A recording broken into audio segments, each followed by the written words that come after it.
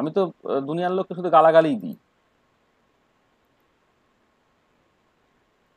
আর গালাগাল দেবো না, এবারে ভিডিওতে সব রেকর্ডেড হয়ে যাবে, ঠিক আছে? আচ্ছা, চলো তাহলে আমাদের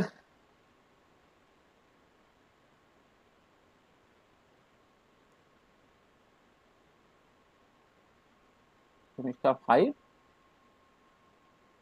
স্ট্যাটিস্টিক্যাল মেকানিক্স পড়া চলছে, স্ট্যাটিস্টিক্যাল থার্মোডাইনামিক্স পড়া চলছে।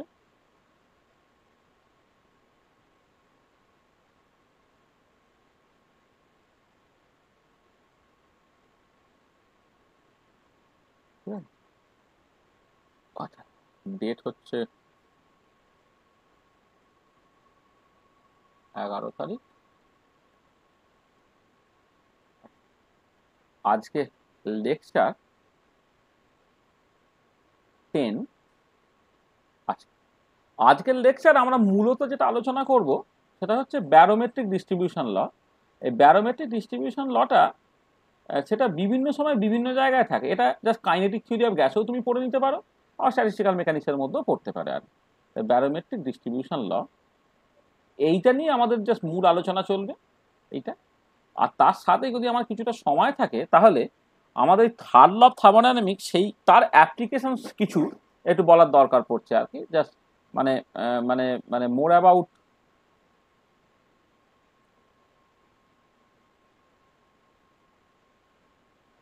থার্ড ল অফ থার্মোডাইনামিক্স এটা, সেখান থেকে বিভিন্ন সিস্টেমের ক্ষেত্রে এই রেসিডুয়াল এনট্রপি এর যে ক্যালকুলেশনগুলো আর কি, সেইটা একটুখানি জাস্ট দেখে নিতে হবে। হ্যাঁ, মানে রেসিডুয়াল এনট্রপি আমরা তো কার্বন মনোক্সাইডটাকে জাস্ট একটা এক্সাম্পল হিসেবে দেখিয়েছিলাম, সেদিন সময় খুব কম ছিল।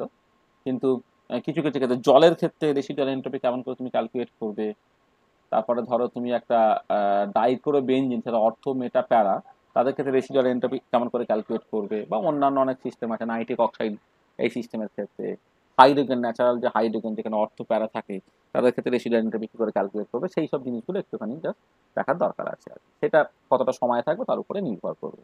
সেটা অ্যাপ্লিকেশনের মধ্যে পড়ে, এটা বইয়েও লেখা আছে, নিজেরা পড়েও নিতে পারবে, অসুবিধা নেই। আচ্ছা, আমরা আজকে মূলত যেটা করবো সেটা হচ্ছে ব্যারোমেট্রিক ডিস্ট্রিবিউশন ল। আচ্ছা, ব্যারোমেট্রিক ডিস্ট্রিবিউশন ল এই জিনিসটা কি না, মানে নামটা শুনেই তুমি নিশ্চয়ই বুঝতে পারছো। সেটা হচ্ছে যে তুমি যদি এয়ারটাকে খেয়াল করো, মানে বাতাস আর কি, সেখানে অল্টিটিউডের সাথে সাথে, মানে সমুদ্রপৃষ্ঠ থেকে উচ্চতার সাথে সাথে গ্যাসের প্রেশার কমে, এটা তুমি এক্সপিরিয়েন্স করেছো। মানে দেখবে পাহাড়ে উঠলে লোকের একটুখানি নিঃশ্বাস প্রশ্বাসের অসুবিধা হয়, কারণ সেখানে হচ্ছে তোমার সকালে এয়ার ডেনসিটি বা এয়ার প্রেশার সেগুলো জাস্ট কমতে থাকে। তাহলে আমাদের এইটাই জাস্ট দেখতে হবে যে প্রেশারটা, প্রেশার মানে জেনারেলি হচ্ছে প্রেশার অফ গ্যাস, বা মোর জেনারেলি বললে হচ্ছে প্রেশার অফ এ ফ্লুইড আর কি, সেইটা অল্টিটিউডের সাথে কেমন করে চেঞ্জ হচ্ছে সেইটা আমাকে জাস্ট দেখতে হবে। তাহলে ব্যারোমেট্রিক ডিস্ট্রিবিউশন লটা কি না, barometric distribution law deals with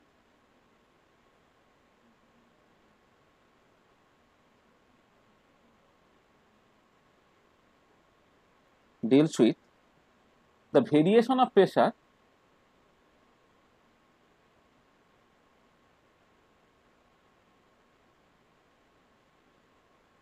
pressure with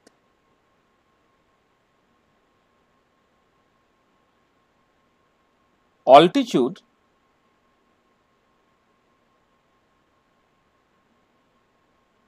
produced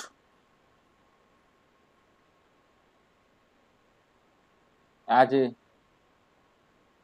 result of two opposing effects। কি সেটা? এক নম্বর হচ্ছে গ্র্যাভিটি, আর দু নম্বর হচ্ছে ব্রাউনিয়ান মোশন। তাহলে ব্যারোমেট্রিক ডিস্ট্রিবিউশন নিয়ে জাস্ট কথাবার্তা যখন তুমি বলবে, তোমাকে যেটা দেখতে হবে প্রেশারের ভেরিয়েশন, পরবর্তীকালে সেই প্রেশারের ভেরিয়েশনটা তুমি ডেনসিটির ভেরিয়েশন হিসেবে দেখতে পারো, নাম্বার ডেনসিটি ভেরিয়েশন হিসেবে দেখতে পারো, যা খুশিভাবে। মানে জেনারেলি প্রেশারের ভেরিয়েশনটাকে বলা হচ্ছে উইথ অল্টিটিউড বা হাইট আর কি, produced as a result of two opposing effects. একটা যে গ্র্যাভিটি নিচের দিকে কাজ করে, সে চায় যে একদম নিচে অর্থাৎ জিরো অল্টিটিউডেই সমস্ত গ্যাসগুলো থাকুক, হায়ার অল্টিটিউডে না থাকুক। আর ব্রাউনিয়ান মোশন, যেটা বেসিক্যালি আইনস্টাইন 1905 সালে প্রথম যার ধারণা দিয়েছিলেন আর কি, ব্রাউনিয়ান মোশন, যে ব্রাউনিয়ান মোশন জাস্ট বলবে যে গ্যাস মলিকিউলগুলো তাকে র্যান্ডাম ক্যাওটিক মোশনের জন্য সমস্ত দিকে হোমোজিনিয়াসলি ডিস্ট্রিবিউটেড হয়ে যেতে চাইবে। তাহলে জাস্ট গ্যাস এবং কলয়েডের ক্ষেত্রে ঠিক একই রকমের সিচুয়েশন হয়। তাহলে যেটা দাঁড়াচ্ছে যে তোমার ওই মানে মানে ব্রাউনিয়ান মোশনের জন্য গ্যাস মলিকিউলগুলো র্যান্ডাম ক্যাওটিক ওয়েতে সমস্ত দিকে ছড়িয়ে পড়তে চাইবে, অর্থাৎ প্রেশারটা সর্বত হোমোজিনিয়াস হয়ে যেতে চাইবে। আর গ্র্যাভিটির জন্য সে বেসিক্যালি চাইবে হচ্ছে নিচের দিকে থিতিয়ে থাকতে, মানে একদম জিরো অল্টিটিউডে থিতিয়ে থাকতে। এই দুটো অপোজিং এফেক্টের জন্য তুমি দেখতে পাবে যে উইথ অল্টিটিউড প্রেশারটা তোমার বেসিক্যালি ভ্যারি করছে, এবং দেখা যাবে গ্যাসের ক্ষেত্রে ওটা জাস্ট সিম্পলি এক্সপোনেনশিয়ালি ভ্যারি করে। তো সেটাই হচ্ছে তোমার ব্যারোমেট্রিক ডিস্ট্রিবিউশন ল। ঠিক আছে। আচ্ছা, এই ব্যারোমেট্রিক ডিস্ট্রিবিউশন লটা আমরা গ্যাসের জন্য মেনলি করব, কিন্তু প্রথমে আমি ফ্লুইডের জন্য ওভারঅল জিনিসটা কেমন হয় একটুখানি জাস্ট স্টার্ট করি, তারপর আমরা গ্যাসের জন্য পুরো জিনিসটা চলে যাবো। এবং যেটা আমাদের এই স্ট্যাটিস্টিক্যাল মেকানিক্সের মধ্যে এই পার্টটা দেওয়া আছে, তার কারণটা হচ্ছে এই যে ব্যারোমেট্রিক ডিস্ট্রিবিউশন লয়ের যে স্ট্রাকচারাল ফর্মটা দেখবে তোমার বোল্টজম্যান ডিস্ট্রিবিউশন লয়ের মতো, এবং অন্যভাবে তুমি জাস্ট দেখাতে পারবে যে barometric distribution law is a special case of Boltzmann distribution law. অর্থাৎ বোল্টজম্যান ডিস্ট্রিবিউশন লটাকে আমি একটা যখন এই গ্র্যাভিটেশনাল ফিল্ডে অ্যাপ্লাই করব, তখন যে ডিস্ট্রিবিউশন ফর্মুলাটা পাবে সেটাই হচ্ছে ব্যারোমেট্রিক ডিস্ট্রিবিউশন ল। এটা একটুখানি এগুলি তোমার কাছে পরিষ্কার হবে। আচ্ছা, তাহলে যেটা কথা সেটা হচ্ছে এই যে ধরো তুমি একটা সিলিন্ড্রিক্যাল কন্টেনার ভাবো, একটা সিলিন্ড্রিক্যাল কন্টেনার আমি ভাবছি, ঠিক আছে? ধরে নাও এইটা হচ্ছে তোমার জিরো অল্টিটিউড, সেইভাবে যদি বলো এই মানে এইচটা অল্টিটিউড আমি এইচ দিয়ে বোঝাচ্ছি, এটা হচ্ছে জিরো অল্টিটিউড, অর্থাৎ এইচ ইকুয়াল টু জিরো। ঠিক আছে। আচ্ছা, এবার উপর থেকে নিচের দিকে মানে মানে এটা যেন নিচ থেকে উপরের দিকে তুমি উঠছো আর কি, মানে হাইটটা বাড়ছে আর কি এটা। আচ্ছা, এবারে তুমি ধরো একটা এইচ অল্টিটিউডে ধরে নাও যে ফোর্সটা, সেটা ধরে নাও তোমার এফ, ঠিক আছে, বা এফ এইচও বলতে পারো, সেটা যে এইচ হাইটে ফোর্সটা হচ্ছে এফ এইচ আর কি।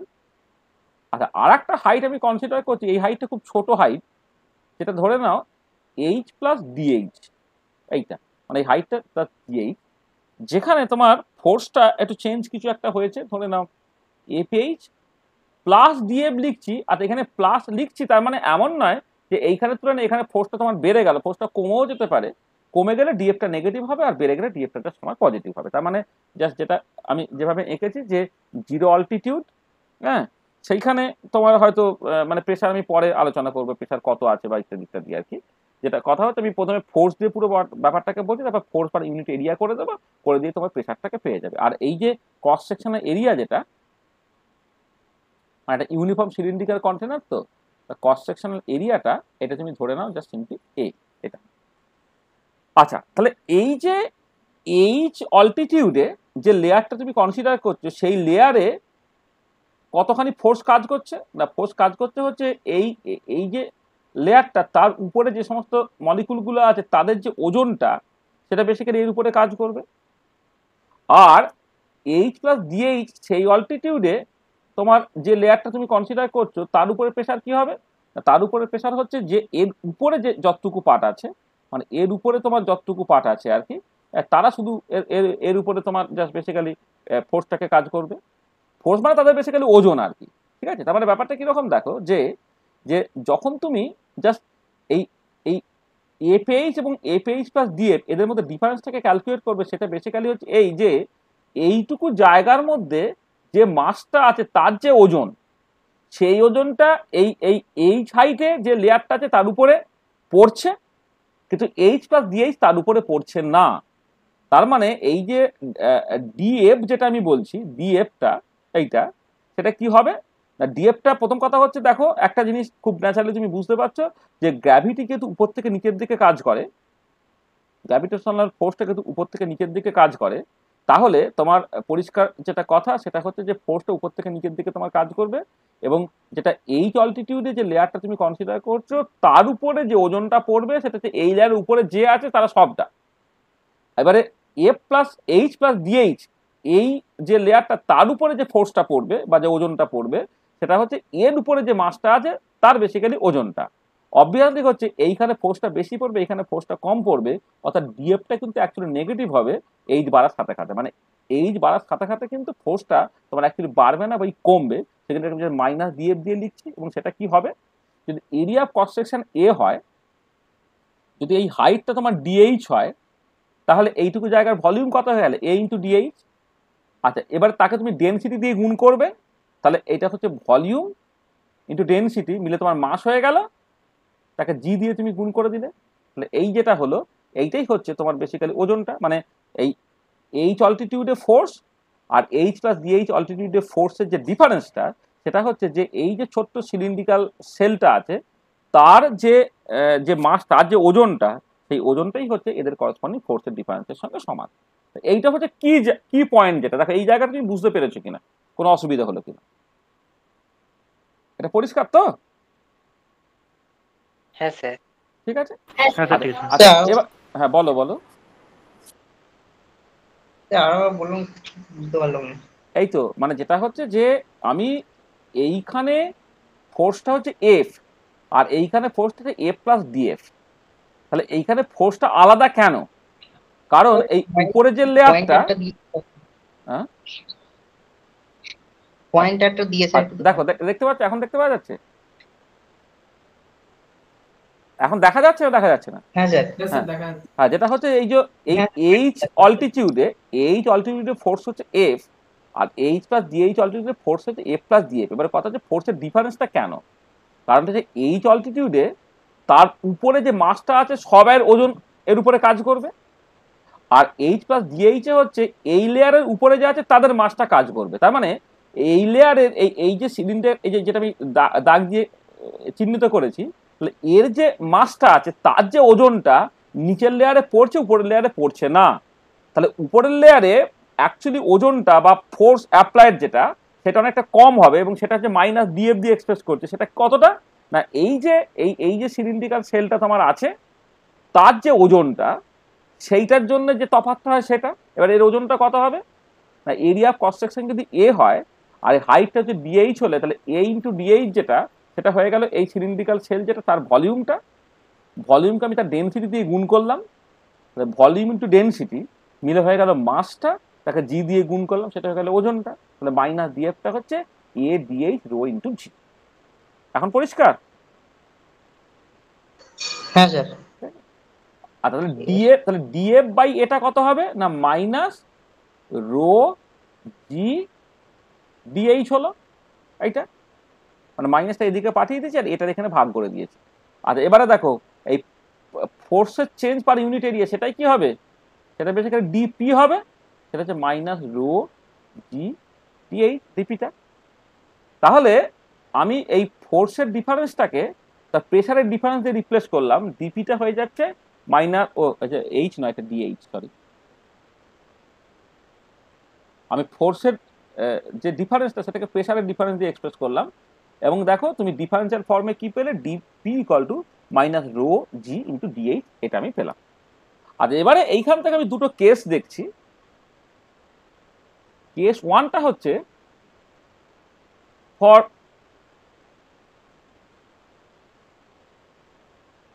ইনকম্প্রেসিবল ফ্লুইড যদি হয়, ইনকম্প্রেসিবল ফ্লুইড মানে হচ্ছে লিকুইড আর কি। তাহলে ইনকম্প্রেসিবল ফ্লুইডের জন্য কি হয় না, ডেনসিটি একটা কনস্ট্যান্ট কোয়ান্টিটি হয়। তাহলে ফর ইনকম্প্রেসিবল ফ্লুইড হচ্ছে কি হয়, density is more or less independent of pressure, মানে প্রেশার চেঞ্জ করলে ডেনসিটি সেভাবে পাল্টাবে না, মানে ইনকম্প্রেসিবল ফ্লুইড মানে তাই বেসিক্যালি, মানে প্রেশার তুমি ক্রিয়েট করছো, তার ভলিউমটা কমছে না, অর্থাৎ ডেনসিটিটা মোর অর লেস কনস্ট্যান্ট থাকছে।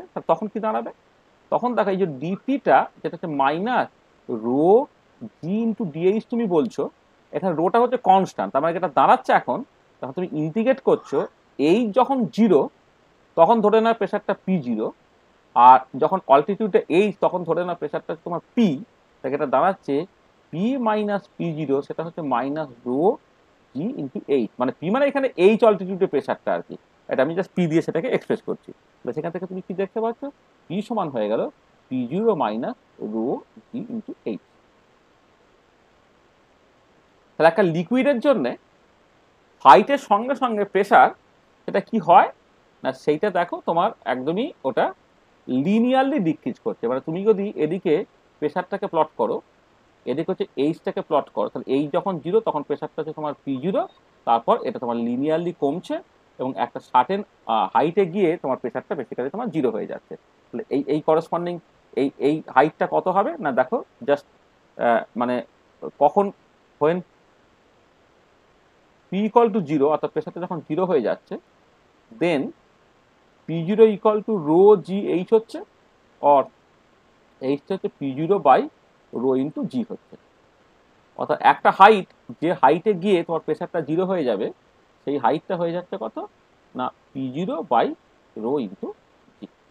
তাহলে এটা লিকুইডের জন্য তুমি জাস্ট দেখতে পাবে প্রেসারটা হচ্ছে হাইটের সঙ্গে সঙ্গে তোমার লিনিয়ারলি ডিক্রিজ ঘটে, এবং তুমি যদি এখানে একটা স্লোপ টানো, স্লোপটা কত হচ্ছে না বেসিক্যালি মাইনাস রো ইন্টু জি, আর ওয়াই অ্যাক্সিস ইন্টারসেপ্টটা তুমি P0 যেমন ভাবে দেখাতে হয় দেখি।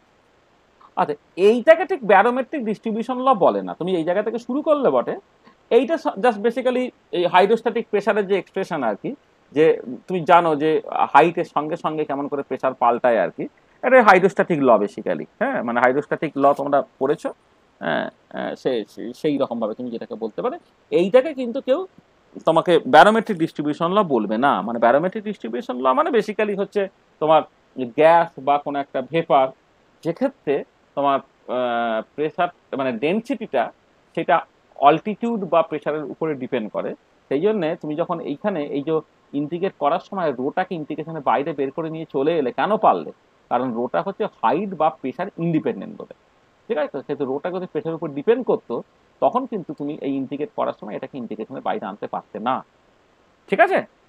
তাহলে এই হচ্ছে তোমার বেসিক্যালি যেটা লিকুইডের জন্য তুমি হাইটের সঙ্গে সঙ্গে প্রেসার কেমন করে চেঞ্জ হয় সেইটাকে জাস্ট এখানে দেখানো হবে, ঠিক আছে? আচ্ছা, এটা কিন্তু ব্যারোমেট্রিক ডিস্ট্রিবিউশন ল নয়। তাহলে আমার অ্যাকচুয়ালি যেটা নিয়ে আলোচনা করতে হবে সেটাই হচ্ছে এখন আমরা করব, সেটা হচ্ছে কেস টু।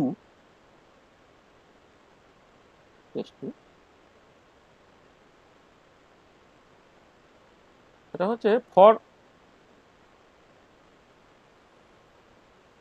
আচ্ছা দু একজন লাস্ট যারা কথা বললে একবার ওই মাইক্রোফোনটা অন করে একবার অফ করো তো, সমস্যা আওয়াজটা চলে যায়। হুম হুম হুম, চলে গেছে চলে গেছে, আবার চলে এলো এই রে। মানে এই যারা যারা একটুখানি অন করলে একবার একবার অন করে অফ করো। হ্যাঁ হ্যাঁ, ঠিক আছে, চলে গেছে। দেখ, কেস টু, সেটা হচ্ছে যে আমি গ্যাস কনসিডার করছি। তাহলে for gas density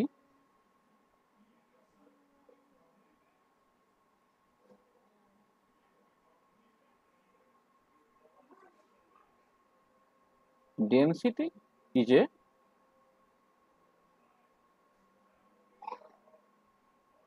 function of pressure. ডেনসিটিটা প্রেসারের ফাংশন। হ্যাঁ, মানে যেটা প্রেসার যদি বেড়ে যায় টেম্পারেচার কনস্ট্যান্ট রেখে, তাহলে ভলিউমটা তোমার কমে যাবে, আর ভলিউমটা কমে গেলে তোমার ডেনসিটিটা বেড়ে যাবে, তখন প্রেসার বাড়লে ডেনসিটি বাড়ে। আচ্ছা, এবারে তুমি অ্যাজিউম করে নাও, assume the gases to behave ideally, assume the gases to behave ideally, P equal to কি লিখতে পারো, বা আমি একটু আগে থেকে শুরু করি। তাহলে আইডিয়াল গ্যাসের ইকুয়েশন অফ স্টেট কি বলছে না, পিভি সেটা তোমার এনআরটি। আচ্ছা, এনটা কত? এনটা হচ্ছে এই টোটাল যে পরিমাণটা, হ্যাঁ, তাকে যদি তুমি তার মলিকুলার ওয়েট দিয়ে ভাগ করো, তাহলে নাম্বার অফ মোলস বেরোবে। তাহলে ডব্লুটা হচ্ছে যে গ্যাসটা তুমি নিয়েছো সেই গ্যাসের পরিমাণ, তাকে তুমি ভাগ করছো কি দিয়ে না তোমার মোলার মাস দিয়ে, তাহলে সেটাই হচ্ছে নাম্বার অফ মোলস রিপ্রেজেন্ট করবে। এটা হচ্ছে আরটি হয়ে গেল। আর এবারে তুমি একটু খেয়াল করো যে পি সমান যদি ডব্লু by v into RT by m এইরকম ভাবে লেখো, তাহলে পিটা করলে ভি দিয়ে এটাকে ভাগ করে দিলে, তাহলে ভিটা কত, এই ডব্লিউ বাই ভিটা কত, সেটাই থেকে তোমার রো ডেনসিটি, মানে ওজনকে ভলিউম দিয়ে ভাগ করে তোমার ডেনসিটি পাওয়া যায়। তাহলে রো আরটি বাই এম এটা দাঁড়াচ্ছে। তাহলে আমার যেটা লাগবে অ্যাকচুয়ালি সেটা হচ্ছে রোটা ডেনসিটিটা, সেটাকে প্রেশারের উপরে কেমন করে ডিপেন্ড করে, তাহলে পিএম বাই আরটি। তাহলে একটা যদি গ্যাসটা আইডিয়ালি বিহেভ করে, ডেনসিটিটাকে তুমি এইরকম ভাবে লিখতে পারো পিএম বাই আরটি। এখানে পিটা হচ্ছে প্রেশার, এমটা হচ্ছে মোলার মাস, আর আরটি তো অ্যাজ ইউজুয়াল যেমন হয় সেটা। আচ্ছা এবারে দেখো যে আমার মানে একদম শুরুতে আমি যে এরকম ইকুয়েশনটাকে বের করে দেখেছিলাম, ডিপি সমান minus rho g into DH, এখন রো এর জায়গায় ওটাকে বসিয়ে দেবো। নাও কি হলো, নাও ডিপি যেটা এটা minus rho g dh minus PM by RT g into dh. তাহলে এবারে দেখো এই পিটাকে এদিকে নিয়ে চলে এসো, ডিপি বাই পি এটা হয়ে গেল minus M G by RT into dh, এটা হলো ঠিক আছে। আচ্ছা এবারে তুমি অ্যাজিউম করে নাও যে টেম্পারেচারটা রিমেন্স কনস্ট্যান্ট থ্রুআউট, মানে আমি এখানে অ্যাজিউম করে নিচ্ছি, assume temperature remains constant throughout. অর্থাৎ দেখো এমনিতে কি হয়, অল্টিটিউড বাড়ালে টেম্পারেচারটা কমতে থাকে।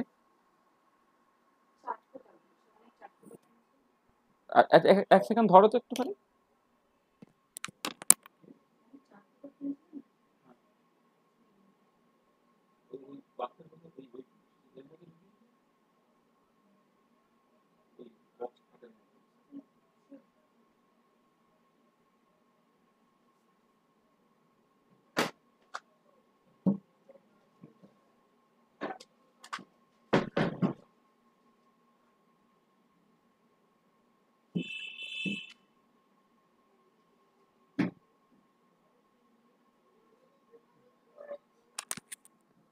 হ্যাঁ যেটা বলছিলাম, দেখো তোমার হচ্ছে যে assuming temperature remains constant throughout, এইটা অ্যাকচুয়ালি খুব একটা সত্যি কথা নয়, কারণ অল্টিটিউড চেঞ্জ করলে টেম্পারেচার গ্র্যাজুয়ালি কমে, তুমি সেটা জানো, কিন্তু তুমি ধরে নিচ্ছ যে অল্টিটিউড চেঞ্জ অত বেশি করছো না, যাতে করে টেম্পারেচারটা থ্রুআউট কনস্ট্যান্ট হচ্ছে। সেই মতো করে আমরা ডেরিভেশনটাকে করছি। আর তোমাকে একটা হোমওয়ার্ক দিয়ে দেবো যে এই হাইটের সাথে সাথে যদি তোমার টেম্পারেচার কমে, হ্যাঁ যেটাকে টেম্পারেচার ল্যাপস বলে একটা ব্যাপার আছে, টেম্পারেচার ল্যাপস রেট বলে একটা ব্যাপার আছে আর কি, তখন টেম্পারেচারটা সেটা বেসিক্যালি হাইটের সঙ্গে সঙ্গে ভ্যারি করতে পারে আর কি, তার মতো করে আবার তোমাকে একটা আমি কাজ করতে দেবো আর কি, সেটা পরে কথা। মানে অ্যাকচুয়ালি ব্যারোমেট্রিক ডিস্ট্রিবিউশন ল যখন করা হয় তখন টেম্পারেচারটা রিমেন্স কনস্ট্যান্ট থ্রুআউট সেটাকে অ্যাজিউম করে নেওয়া হয়, সেইগুলো সেটাকে ইন্টিগ্রেশনের বাইরে কাজ বের করে দেওয়া। আচ্ছা এবারে দেখো যখন হাইটটা 0 তখন প্রেসারটা P0, আর যখন হাইটটা H তখন প্রেসারটা ধরে নাও P। তাহলে সেখান থেকে কি দাঁড়াচ্ছে, এটাকে ইন্টিগ্রেট করলে ln P বাই P0 এইটা হলো, সেটা হয়ে যাচ্ছে কত, মাইনাস mgh বাই RT এইটা, বা অর এখান থেকে তুমি পিটাকে লিখতে পারছো P0 e to the power minus mgh by RT। তাহলে এই যে ফর্মটা তুমি দেখতে পাচ্ছ P equal to P0 e to the power minus mgh by RT। আচ্ছা অথবা এটাকে অনেক সময় এইরকম ভাবেও লেখা হয় যে P equal to P0 e to the power minus mgh by KT, মানে যেখানে এমটা হচ্ছে তোমার capital M divided by Avogadro number, যেটা basically mass of a single molecule. আগেটা ছিল মোলার মাস, এটা হচ্ছে mass of a single molecule.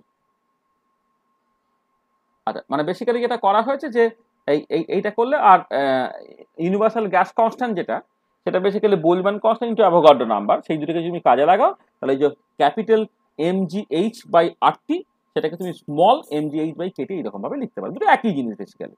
যেটা দাঁড়াচ্ছে P equal to P0 e to the power minus mgh by KT, বা P equal to P0 e to the power minus mgh by RT।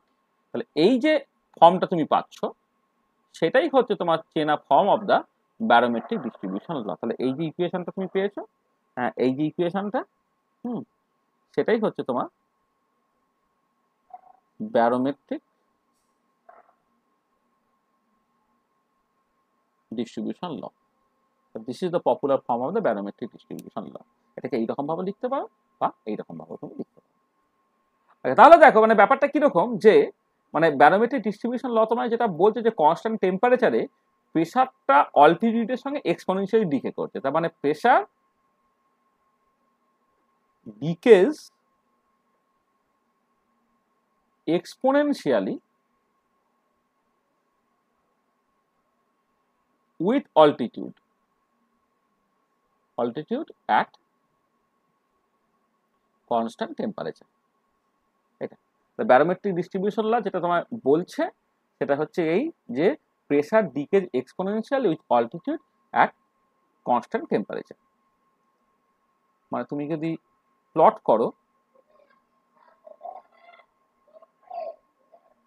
এদিকে pressure, এদিকে altitude তুমি লিখছো, যখন প্রেসারটা অল্টিটিউডটা যখন 0 তখন প্রেসারটা তোমার P0 হয়ে গেল, আর এইটা এখান থেকে তোমার এক্সপোনেনশিয়ালি জিনিসটাকে কমছে।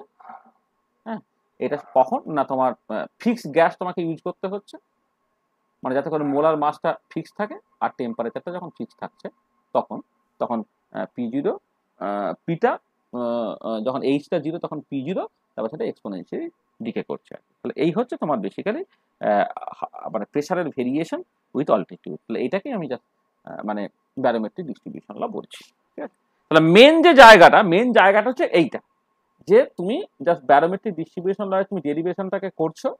তাহলে তোমার লিকুইডটা তুমি জাস্ট স্কিপ করো, তোমাকে জাস্ট এই যে ফার্স্ট পেজ যেটা, সেখানে তুমি ডিফারেন্সিয়াল কি বলবো ব্যারোমেট্রিক ডিস্ট্রিবিউশন লটা তুমি লিখে ফেললে, যেখানে ডিপি আছে, ডিএইচ আছে, এবং তার করসপন্ডিং ইন্টিগ্রেটেড ফর্মটা যখন তুমি করবে তখন গ্যাসের জন্য ধরে নাও গ্যাসটা আইডিয়ালি বিহেভ করছে সেই মতো করে ডেনসিটি প্রেসার একরকম ভাবে related, rho equal to PM/RT। তাহলে তুমি জাস্ট ডেনসিটির জায়গায় PM/RT তুমি বসিয়ে দিলে, পিটাকে বাঁ দিকে নিয়ে চলে গেলে, ইন্ডিকেট করলে তুমি যেটা দেখতে পাচ্ছ যে প্রেসারটা অল্টিটিউডের সাথে সাথে হচ্ছে এক্সপোনেনশিয়ালি ডিকে করছে। This is the barometric distribution ল। ঠিক আছে, আচ্ছা এবারে এইটা এই স্ট্যাটিস্টিক্যাল মেকানিক্সের মধ্যে হঠাৎ করে রাখলো কেন? দেখো আমি যেভাবে করেছি তাতে তোমার স্ট্যাটিস্টিক্যাল মেকানিক্স আমি কোথাও প্রায় ইউজই করলাম না, তাই না? মানে এটা তো খুব সাধারণ মানে একটা ডেরিভেশন আর কি, মানে একটা ক্লাস 11-12 ছেলেই জাস্ট ব্যাপারটাকে করতে পারে আর কি। তাহলে আমরা এটা স্ট্যাটিস্টিক্যাল মেকানিক্স পার্টের মধ্যে হঠাৎ করে রাখতে গেলাম কেন? আচ্ছা রাখতে গেলাম কেন, তার কারণ হচ্ছে তোমার দেখো যে এই যে P=P0 e⁻⁻mgh/kT এইরকম ভাবে তুমি লিখছো, এই ফর্মটা যেন কোথাও একটা বোলম্যান ডিস্ট্রিবিউশন ফর্মুলার মতো দেখতে। পেয়েছিস, খুঁজে পেয়েছিস? হ্যাঁ, পাওয়া গেছে না পাওয়া যায়নি? দেখো মানে এই যে ফর্মটা হচ্ছে তোমার বোলম্যান ডিস্ট্রিবিউশন ফর্মুলার মতো দেখতে। আচ্ছা এক্স্যাক্টলি বোলম্যান ডিস্ট্রিবিউশন ফর্মুলাতে তোমার প্রেসারের বদলে কি থাকতো না, থাকতো হচ্ছে নাম্বার অফ পার্টিকেলস থাকতো। তাহলে আমি একটা কাজ করি, প্রথম যে জিনিসটা করি সেটা হচ্ছে যে দেখো যে for ideal gas PV equal to তুমি জাস্ট লিখতে পারো NKT, তাই তো? PV ইকুয়াল টু NKT, এনটা হচ্ছে নাম্বার অফ পার্টিকেল মানে নাম্বার অফ মোলস নয়। তাহলে এইখান থেকে একটা কাজ করো যে তোমার এই পিটা সেটা হচ্ছে N/V/KT। আচ্ছা N/V-টাকে তুমি জাস্ট N tilde নাম দাও, তাহলে N tilde/KT, যেখানে N tilde-টা সেটা হচ্ছে N/V ইকুয়াল টু হচ্ছে নাম্বার ডেনসিটি, মানে number of particles per unit volume, বা একে বলতে পারো নাম্বার ডেনসিটি। তার মানে প্রেসার আর নাম্বার ডেনসিটি কিন্তু ডিরেক্টলি জাস্ট প্রপোর্শনাল হচ্ছে। হ্যাঁ, মানে প্রেসারটা সেটা হচ্ছে N/V/KT, N/V হচ্ছে number of particles per unit volume, অর্থাৎ নাম্বার ডেনসিটি তুমি বলছো, তাহলে প্রেসারটা হয়ে যাচ্ছে N tilde/KT। তাহলে দেন barometric distribution law can be written as barometric distribution law can be written as কি, এই যে P=P0 e⁻⁻mgh/kT, তাহলে P এর জায়গায় তুমি যদি বসিয়ে দাও N tilde/KT, তাহলে এই P0 জায়গায় তোমাকে বসাতে হবে কত, N tilde/0KT, মানে জাস্ট 0 অল্টিটিউডে নাম্বার ডেনসিটিকে তুমি N tilde 0 বলি, আর এইচ অল্টিটিউডের নাম্বারটা যদি এন টিল্ডে বলতে এন টিল্ডে কেটি কত N tilde 0 kT into E to the power minus mgh by kT, তাহলে এখানে কেটি কেটে বাদ চলে গেল, তাহলে দেখো কি হয়ে যাচ্ছে এন টিল্ডে, এটা হয়ে যাচ্ছে N tilde 0 e to the power minus mgh by KT, বা কেউ বলতে পারো যে এইচ অল্টিটিউডের নাম্বার ডেন্সিটি বাই 0 অল্টিটিউডের নাম্বার ডেন্সিটি, সেই যে রেশিওটা, সেই রেশিওটা e to the power minus mgh by KT, এরকম। এইটা ঠিক আছে। তাহলে এইটা হচ্ছে তোমার ব্যারোমেট্রিক ডিস্ট্রিবিউশন লকে একটা পার্টিকুলার ফর্মে জাস্ট তুমি লিখলে, হ্যাঁ, এটা একদম সরাসরি এখান থেকে কিন্তু এটা আসছে। তাহলে এইটাও একটা ব্যারোমেট্রিক ডিস্ট্রিবিউশন ল, মানে N tilde by N tilde 0, সেটা e to the power minus mgh by KT, সেটাও কিন্তু তোমার একটা ব্যারোমেট্রিক ডিস্ট্রিবিউশন ল, ঠিক আছে। আচ্ছা এবারে দেখো, যখন বোলম্যান ডিস্ট্রিবিউশন লটা তুমি দেখছো,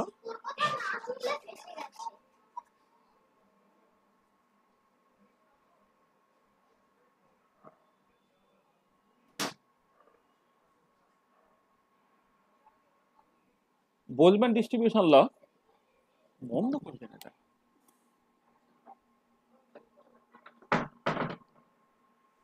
আচ্ছা তুমি একটু খেয়াল করো, যখন বোলম্যান ডিস্ট্রিবিউশন লটাকে তুমি দেখেছো, এই ধরো এটা গ্রাউন্ড লেভেল, যেখানে এনার্জিটা 0 বা কিছু একটা তুমি ধরে রাখতে আর কি, মানে মানে বা এপসাইলন 0 যাই বলো না কেন, এনার্জিটা ধরে না এপসাইলন 0, যেখানে নাম্বার অফ পার্টিকেলস আমরা লিখতাম হচ্ছে নাম্বার অফ পার্টিকেলস, হয়তো আমি এখানে স্মল এন না লিখে ক্যাপিটাল এনটাকে লিখছি, না নাম্বার অফ মোলসের সাথে গুলিয়ে যাবে বলে, এইখানে ধরে না নাম্বার অফ পার্টিকেলস হচ্ছে n0, আর একটা ith লেভেল কনসিডার করছে যেখানে এনার্জি এপসাইলন আই, তখন নাম্বার অফ পার্টিকেল যদি এনআই হয় এবং এনার্জি লেভেলগুলো যদি নন ডিজেনারেট হয়, তাহলে ফর নন ডিজেনারেট কেস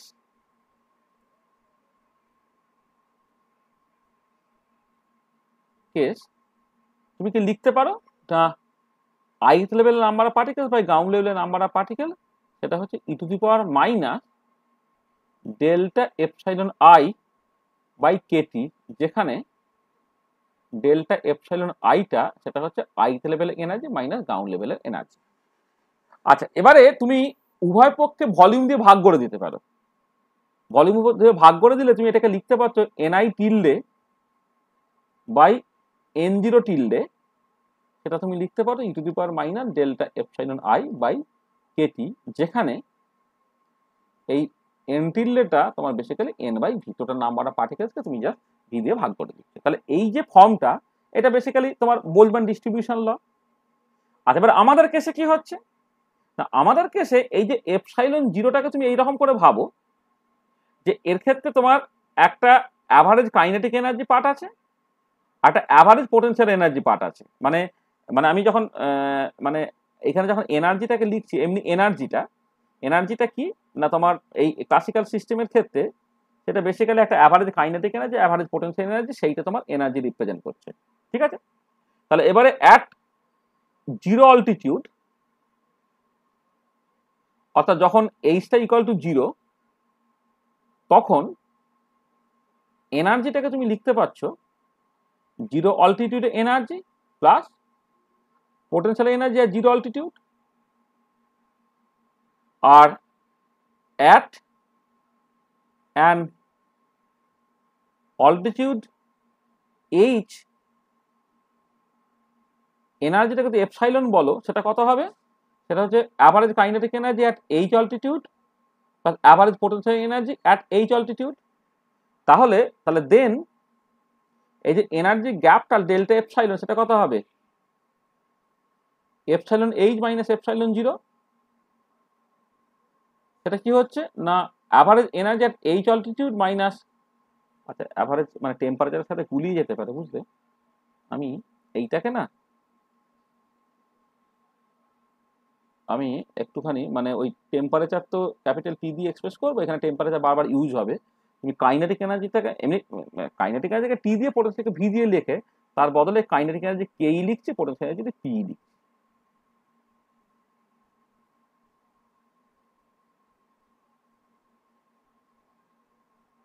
এটা পরেরটা ঠিক একই রকম করে।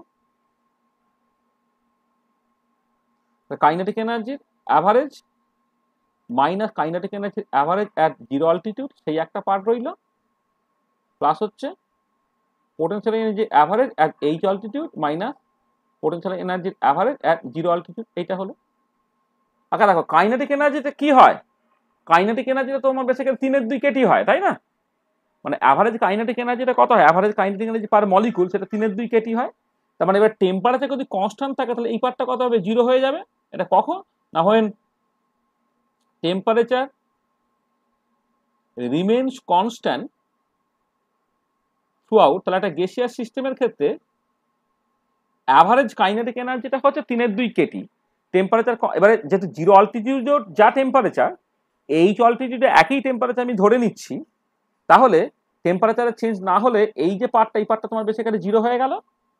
আচ্ছা এবার এই পার্টটা কি, এইচ অল্টিটিউড যদি হয় তাহলে তার করসপন্ডিং অ্যাভারেজ পোটেনশিয়াল এনার্জিটা এমজিএইচ হবে, আর জিরো অল্টিটিউডে তার corresponding average potential energy zero হয়ে যাবে। তার মানে জাস্ট জিনিসটা কত দাঁড়ালো না, এটা এমজিএইচ। তার মানে এই যে দুটো লেভেল, এই দুটো লেভেলের মধ্যে এনার্জি গ্যাপটা যদি গ্র্যাভিটেশনাল ফিল্ডে থাকে, দুটো লেভেলের মধ্যে এনার্জি গ্যাপটা সেটা জাস্ট সিম্পলি এমজিএইচ। এবারে তুমি বোলম্যান ডিস্ট্রিবিউশন ফর্মুলায় বসাও, তাহলে দেন Boltzmann distribution formula reduces to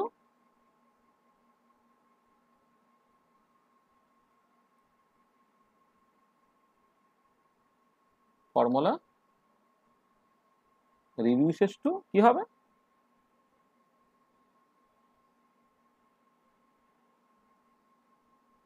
reduces to দেখো n tilde at h altitude by n tilde in zero altitude, সেটা হয়ে গেল e to the power minus energy ডিফারেন্সটা হচ্ছে mgh by kt. This is the barometric distribution formula.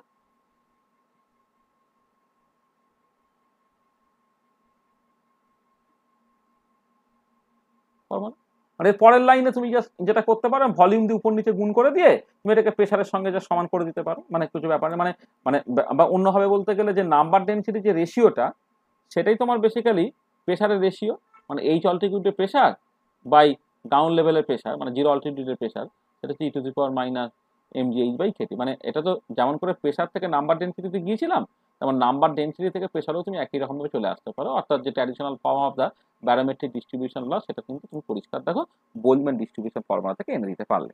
তাহলে এই যে বোলম্যান distribution formula তো স্ট্যাটিস্টিক্যাল মেকানিক্স তোমাকে পড়ানো হচ্ছে, তাহলে যদি বোলম্যান ডিস্ট্রিবিউশন ফর্মুলা তুমি মানে এখানে পড়ো, সেইখান থেকে ব্যারোমেট্রিক ডিস্ট্রিবিউশন ল আগের মতো করে ডিরাইভ না করে এইরকম ভাবে তুমি করে ফেলতে পারছো। মানে এখানে তোমার জাস্ট যে এনার্জি ডিফারেন্সটা জাস্ট ক্রিয়েটেড হয়েছে গ্র্যাভিটেশনাল ফিল্ডে থাকার জন্য, এটা হচ্ছে মোদ্দা কথা। গ্র্যাভিটেশনাল ফিল্ডে জাস্ট জিরো অল্টিটিউড এবং এইচ অল্টিটিউডে যে এনার্জি ডিফারেন্সটা, সেটা জাস্ট এমজিএইচ হচ্ছে। তবে এখানে একটা জিনিস তোমাকে মাথায় রাখতে হচ্ছে, আমি কাইনেটিক এনার্জিটা জিরো অল্টিটিউড এবং এইচ অল্টিটিউড দুজনের ক্ষেত্রে আমি সমান ধরে নিচ্ছি, যাতে করে হচ্ছে তোমার ওই মানে কাইনেটিক এনার্জি পার্টগুলো কেটে গিয়ে তার কোনো কন্ট্রিবিউশন তুমি দেখতে পাচ্ছ না। ঠিক আছে, তাহলে বোঝা গেল যে মানে barometric distribution formula just simply একটা special case of Boltzmann distribution formula. এটা কোনো অসুবিধা নেই তো, বোঝা গেছে? না স্যার ঠিক আছে। না স্যার, না স্যার। না স্যার ঠিক আছে। আচ্ছা আচ্ছা, এবারে বিভিন্ন রকমের ছবি তুমি আঁকতে পারো। ধরো মানে মানে এগুলো মানে জাস্ট অনেক সময় পরীক্ষা হয়তো দিয়ে দিতে পারে, তো সেই জন্য আমি জাস্ট তোমায় দেখাচ্ছি। আচ্ছা, একটা জিনিস হচ্ছে যে ব্যারোমেট্রিক ডিস্ট্রিবিউশন লটাকে তুমি চাইলে in terms of density express করতে পারো। তাহলে দেখো যে for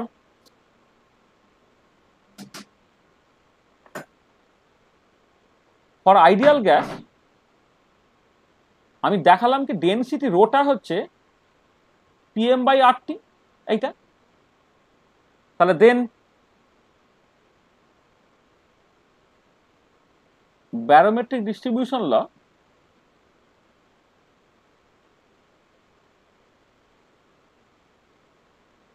can also be written as, দেখো পি বাই পি জিরোর জায়গায় তুমি জাস্ট মানে এইচ অল্টিটিউডের ডেনসিটি বাই হচ্ছে জিরো অল্টিটিউডের ডেনসিটি, সেইটাকে তুমি just E to the power minus, আচ্ছা একবারে লিখে দিচ্ছি এটাকে,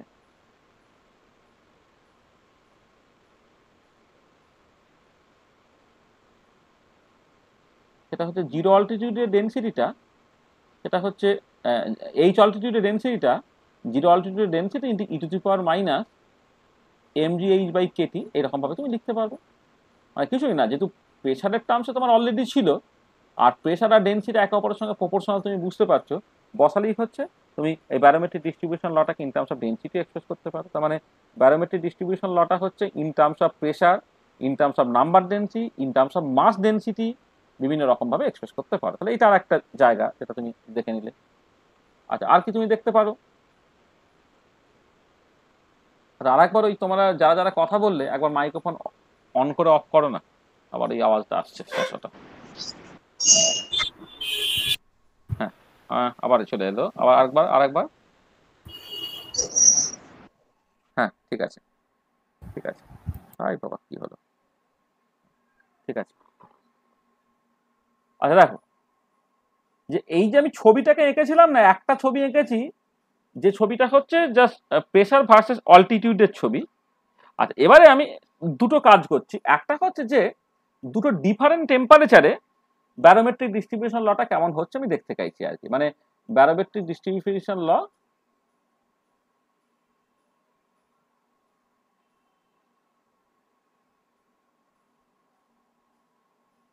at two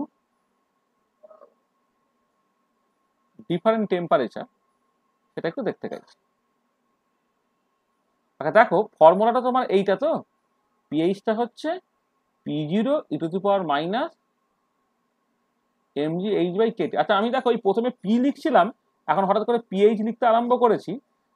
মানে এটা কাজ করা যাক, সেটা না, তুমি এইখানে যখন এই এইচ অল্টিটিউডে প্রেসারটাকে দিচ্ছ না, এটাকে পিএইচ সাপেক্ষে লিখে দিই তো, তাহলে আসলে এই যেভাবে ব্যবহার করা হচ্ছে তাতে আর অসুবিধা হবে না।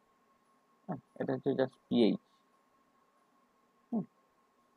আর পরেরটাও একই রকম ভাবে, জাস্ট যখন হাইটটা হচ্ছে এইচ তখন এটাকে পিএইচ লিখি, পিএইচ পিএইচ পিএইচ পিএইচ, বাকি সব ঠিক আছে। বাকি তারপর থেকে পিএইচ লিখে আসছে। দেখো, তাহলে পিএইচটা হচ্ছে P0 e to the power minus mgh by kT. আচ্ছা, তাহলে এইখান থেকে একটা খেয়াল করে দেখা, যদি টেম্পারেচার বাড়ানো হয় তাহলে mgh বাই কেটি এই জিনিসটা কমবে, তো তার আগে একটা মাইনাস সাইন আছে, মানে ওভারঅল জিনিসটা বাড়বে। মানে আমি জাস্ট যখন প্লটটাকে করছিলাম pH K as a function of H plot করছিলাম, তো এবারে যখন টেম্পারেচারটাকে কনস্ট্যান্ট রাখা হয়েছে, তাহলে ধরো শুরুতে প্রেসারটা ছিল P0, পিএইচ থেকে প্লট করছি তোমার একটা ছবি, ধরো হলো এরকম, এইটা হচ্ছে তোমার এইচ এর রেসপেক্টে প্লট করা হচ্ছে, এবং টেম্পারেচার ধরে নাও T1। এবার আর একটা টেম্পারেচার আমি জিনিসটাকে করতে চাইছি, অবশ্যই ফিক্সড গ্যাস। ফিক্সড গ্যাস মানে এই যে মাসটা তোমার কনস্ট্যান্ট। এবার টেম্পারেচার জাস্ট চেঞ্জ করবে, টেম্পারেচার বাড়াতে চাইছে, তা টেম্পারেচার বাড়ালে কি হবে দেখো, যে এই যে এমজি বাই কেটি, তারপরে একটা এইচ, মানে এইটা বেসিক্যালি তোমার কোফিসিয়েন্টটা, মানে এইচ এর আগে যে কোফিসিয়েন্টটা সেটা হচ্ছে এমজি বাই কেটি। ঠিক আছে? তো তাহলে টেম্পারেচার বাড়ালে এই যে এমজি বাই কেটি এই জিনিসটা কি হচ্ছে না, এই জিনিসটা হচ্ছে তোমার ডিক্রিজ করবে উইথ ইনক্রিজিং টেম্পারেচার। তাহলে এইটা হচ্ছে ডিক্রিজেস উইথ ইনক্রিজিং টেম্পারেচার। তাহলে এবারে দেখো, আমি ধরো E to the power minus alpha X এরকম একটা ফাংশন জাস্ট কনসিডার করলাম, Y equal to E to the power minus alpha X. তার মানে আলফার ভ্যালু যত বাড়বে জিনিসটা তত র্যাপিডলি ডিকে করবে। এই যে কোয়ান্টিটিটা, তাহলে decays rapidly as alpha increases, মানে আলফার ভ্যালু যত ইনক্রিজ করবে এই যে তত র্যাপিডলি ডিক্রিজ করবে। তাহলে E to the power X, E to the power minus, E to the power minus 2x, যদি একই ছবিতে তোমাকে আঁকতে বলে, তাই E to the power minus এক্সটা স্লোলি ডিকে করবে, E to the power minus 2x টা অনেক র্যাপিডলি ডিকে করবে। তাহলে এবারে তুমি এখানে বোঝার চেষ্টা করো যে এই যে P H equal to P0 e to the power minus mgh by kT বলেছে, তাহলে mg বাই কেটি এইটা বেসিক্যালি আলফার রোলটা প্লে করছে। আমি যদি টেম্পারেচার বাড়াই তাহলে mg বাই কেটি এই জিনিসটা যদি কমে যায় তাহলে কি হবে, ওভারঅল জিনিসটা স্লোলি ডিকে করবে। তাহলে এই জিনিসটা কি হলো, তোমার স্লোলি ডিকে করা মানে হচ্ছে এটা আরো পরে গিয়ে তোমার বেসিক্যালি জিরোর দিকে যাবে। এটা আরো পরে তোমার জিরোর দিকে যাবে আর কি। এটা এরকম আরো পরে জিরোর দিকে যাচ্ছে, তাহলে এটা হচ্ছে T2, এখানে T2টা গ্রেটার দ্যান T1। দুটো ছবি জমি আঁকছো যখন, তখন বেসিক্যালি টেম্পারেচার চেঞ্জ করলে তোমার এই মানে টেম্পারেচার বাড়ালে হচ্ছে এটা তোমার বেসিক্যালি উপরে চলে যাবে। বা ফিজিক্যালি ব্যাপারটা এরকম যে টেম্পারেচার বাড়ালে যেটা হচ্ছে যে ওই যে ব্রাউনিয়ান মোশন যেটা না, যেটা র্যান্ডাম কায়োটিক মোশন আর কি, যেটা বেসিক্যালি অ্যাভারেজ কাইনেটিক এনার্জির সঙ্গে প্রপোর্শনাল, সেইটা ডমিনেট করে। তখন কি যে গ্র্যাভিটেশনাল ফোর্সটাকে সে ওভারকাম করে যে হায়ার অল্টিটিউডে চলে যাওয়ার চেষ্টা করবে। এভাবে টেম্পারেচার কিন্তু প্রচন্ড বেশি হয়ে যায়, তখন গ্র্যাভিটেশনাল ফোর্সের তুলনায় থার্মাল এনার্জিটা এতটাই বেশি হয়ে যাবে যে থ্রু আউট সেটা হোমোজিনিয়াস হয়ে যাওয়ার চেষ্টা করবে। তাহলে ব্যারোমেট্রিক ডিস্ট্রিবিউশনে দুটো ডিফারেন্ট টেম্পারেচার তুমি প্লট করো, এরকম দেখতে হবে। আর আরেকটা ভীষণ ইম্পর্টেন্ট যে মানে, এবং এখান থেকে পরীক্ষা খুব কোশ্চেনও আছে, যদি আমি মাসটাকে চেঞ্জ করি টেম্পারেচারটাকে ফিক্স রেখে, মানে নেক্সট আমি যে কাজটাকে করবো সেটা হচ্ছে ব্যারোমেট্রিক ডিস্ট্রিবিউশন লটাকে আমি ছবিটাকে আঁকবো, যেখানে ডিফারেন্ট গ্যাস, ধরো একটা হিলিয়াম গ্যাস নিয়েছি, একটা আর্গন গ্যাস নিয়েছি, টেম্পারেচারটা ফিক্স থাকে, তাহলে ব্যারোমেট্রিক ডিস্ট্রিবিউশন লটা কেমন হবে? ব্যারোমেট্রিক ডিস্ট্রিবিউশন ল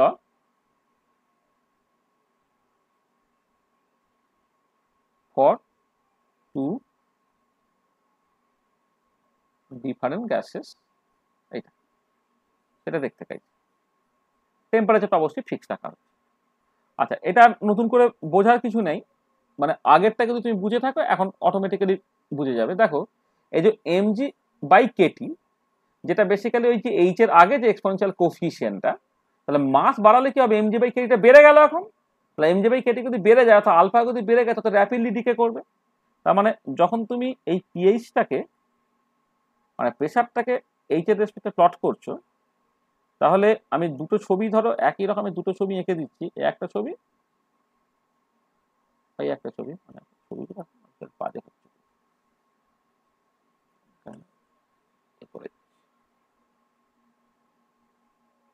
এটা হচ্ছে তোমার P0,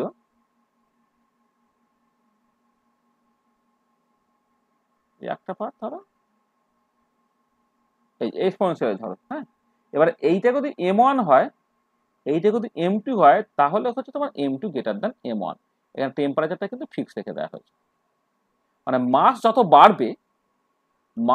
বাড়বে mg/kT এই জিনিসটা তত বেড়ে গেল। তার মানে যখন পিএইচ কে এইচ এর রেসপেক্টে প্লট করবে, সেটা আরো র্যাপিডলি তোমার ডিকে করবে। হ্যাঁ, ধরো আমাকে যদি দুটো গ্যাস যারা কনসিডার করতে বললো, একটা হচ্ছে তোমার বললো হিলিয়াম গ্যাস, আর একটা বললো আর্গন গ্যাস, তাহলে কোনটার জন্য কার? এইটা হচ্ছে যদি হিলিয়ামের জন্য হয়, এইটা হবে তোমার হচ্ছে আর্গনের জন্য। তাহলে মাস যত বাড়বে, আর এটা হওয়াটা খুব স্বাভাবিক, যে মাস যখন যত বাড়বে তত কি হচ্ছে, তার ওজনটা বেড়ে গেল, অর্থাৎ গ্র্যাভিটেশনাল ফোর্স অফ অ্যাট্রাকশনটা তোমার তত বেশি হয়ে যাচ্ছে, লোয়ার অল্টিটিউডে থাকার সম্ভাবনাটা বাড়বে বেশি, তাই না? তাহলে জাস্ট ব্যারোমেট্রিক ডিস্ট্রিবিউশন ল বলবে যে লোয়ার অল্টিটিউডে হচ্ছে তোমার ভারী গ্যাসগুলো থাকবে, হায়ার অল্টিটিউডে কিন্তু তোমার হালকা গ্যাসগুলো থাকবে। ঠিক আছে, মানে তুমি যদি ধরো এই নাইট্রোজেন অক্সিজেন তাদের মোলার মাস বেশ কাছাকাছি, সেক্ষেত্রে তুমি একটা মোটামুটি একটা মিক্সিং পেয়ে যাও আর কি। কিন্তু তুমি যদি হাইড্রোজেনের সঙ্গে আমাদের যে নাইট্রোজেন অক্সিজেন এই যে এয়ার আর কি, তাদেরকে তুমি কম্পেয়ার করো, তা তুমি দেখতে পাবে যে অর্ডিনারি এই ডিস্ট্রিবিউশনের জন্য তোমার হায়ার অল্টিটিউডে নাইট্রোজেন অক্সিজেন কার্বন ডাইঅক্সাইড এগুলো কম থাকবে, হাইড্রোজেন হিলিয়াম সেই গাছগুলো তোমার কিন্তু বেশি থাকবে। সেটা এইখান থেকে তুমি পরিষ্কার এক্সপ্রেস করতে পারো, মানে হায়ার অল্টিটিউডে মানে রিলেটিভলি যেগুলো হালকা বা লাইটার গ্যাস, তাদের কন্ট্রিবিউশনটা অনেক বেশি থাকে। ঠিক আছে, তাহলে ব্যারোমেট্রিক ডিস্ট্রিবিউশন ল দুটো ডিফারেন্ট গ্যাসের জন্য আমি প্লট করে দেখালাম। ব্যারোমেট্রিক ডিস্ট্রিবিউশন ল আমি দুটো ডিফারেন্ট টেম্পারেচার তোমার প্লট করে দেখালাম। আর ব্যারোমেট্রিক ডিস্ট্রিবিউশন ল একটা যে প্রেসারের রেসপেক্টে, একটা ডেনসিটির রেসপেক্টে, একটা নাম্বার ডেনসিটির রেসপেক্টে আমি এক্সপ্রেস করে দেখালাম। আর বোলম্যান ডিস্ট্রিবিউশন থেকে যে ব্যারোমেট্রিক ডিস্ট্রিবিউশন ল আনা যায়, বা barometric distribution is a special case of Boltzmann distribution law, সেটাকে আমি পরিষ্কারভাবে দেখতে পেলাম।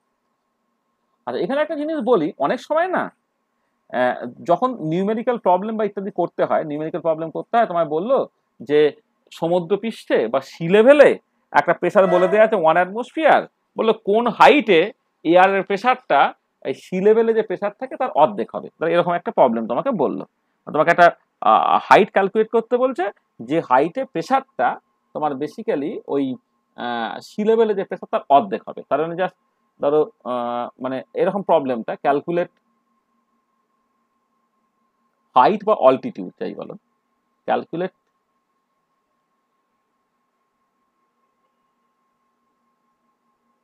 অল্টিটিউড হোয়েন, স্যার হ্যাঁ বলো। স্যার বলছি এখান মানে এই যে ক্যালকুলেশন গুলো করছি এখানে আমরা ধরে নিয়েছি জিটা ফিক্সড, কিন্তু হাইট বাড়লে তো জিটাও তো চেঞ্জ হয়ে যায়, তখন তো চাপ হয়ে যাবে আবার। না না, এইগুলো হচ্ছে সবটাই দেখো, এই যে টেম্পারেচার ঠিক জি ফিক্সড সেইগুলোকে রেখেই কিন্তু সবকিছু করা হচ্ছে। ঠিক আছে, মানে এখানে যেটা তুমি বলছো আর কি, মানে মানে জি যদি পাল্টায়, ধরো আমি আজকে মানে তার থেকে বড় এক্সাম্পল হচ্ছে তুমি পৃথিবীর উপরে আছো, তার বদলে তুমি কিন্তু চাঁদে চলে গেলে, মানে জি পাল্টাচ্ছে, তার মতো করে জিনিসটা পাল্টাবে। মানে আমি যা কিছু করছি সেইখানে দেখো তোমার মাস, টেম্পারেচার, জি এর ভ্যালু এগুলোকে কনস্ট্যান্ট রেখে প্রেসারের ভেরিয়েশনটাকে দেখছি উইথ রেসপেক্ট টু অল্টিটিউড। এটা হচ্ছে মোদ্দা কথাটা, সেটাই হচ্ছে ব্যারোমেট্রিক ডিস্ট্রিবিউশন ল। এবারে জিটা ঠিক আছে পাল্টালো, কিন্তু সেই জিটা যদি হাইটের ফাংশনস হয় এবং সেই রকমের ফাংশনস হয়, তাহলে তোমার ওই জিটার এইজ ডিপেন্ডেন্সটা তোমায় বলতে হবে, বলে তার মতো করে এগোতে হবে।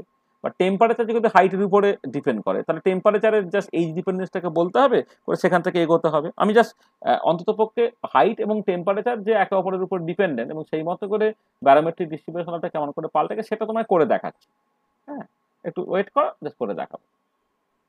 দেখো যেটা বলছিলাম, যে calculate altitude where of air pressure of air becomes half of the value to that at sea level. আজ এবারে কতগুলো জিনিস অ্যাজিউম করতে বলছে। Assume that temperature remains constant at, ধরে নাও 25 ডিগ্রি টেম্পারেচারটা থ্রুআউট কনস্ট্যান্ট আছে তুমি ধরে নাও। আচ্ছা, এবারে আরো ধরে নাও কি, যে air is a mixture of two ideal gases, nitrogen and oxygen, having mole ratio তোমার 4:4 ভাগ নাইট্রোজেন 1 ভাগ অক্সিজেন, এইভাবে তুমি সেটা ধরে নিচ্ছ। তাহলে এটা অ্যাজিউম করে নিচ্ছে। এয়ারে আরো সব গ্যাস ট্যাস আছে, সেগুলো সব ভুলে যাও। প্রাইমারিলি নাইট্রোজেন এবং অক্সিজেন থাকে এবং তাদের রেশিওটা হচ্ছে মোটামুটি 80% মতো নাইট্রোজেন থাকে আর 20% মতো অক্সিজেন থাকে, সেইটা ধরে যা সেগুলো বলা হচ্ছে। টেম্পারেচারটা কনস্ট্যান্ট থাকে সেটা তোমাকে ধরতে বলা হচ্ছে। আচ্ছা দেখো, এইখানে কিন্তু এটা পিওর গ্যাস নয়, তার বদলে আইডিয়াল গ্যাস মিক্সচার।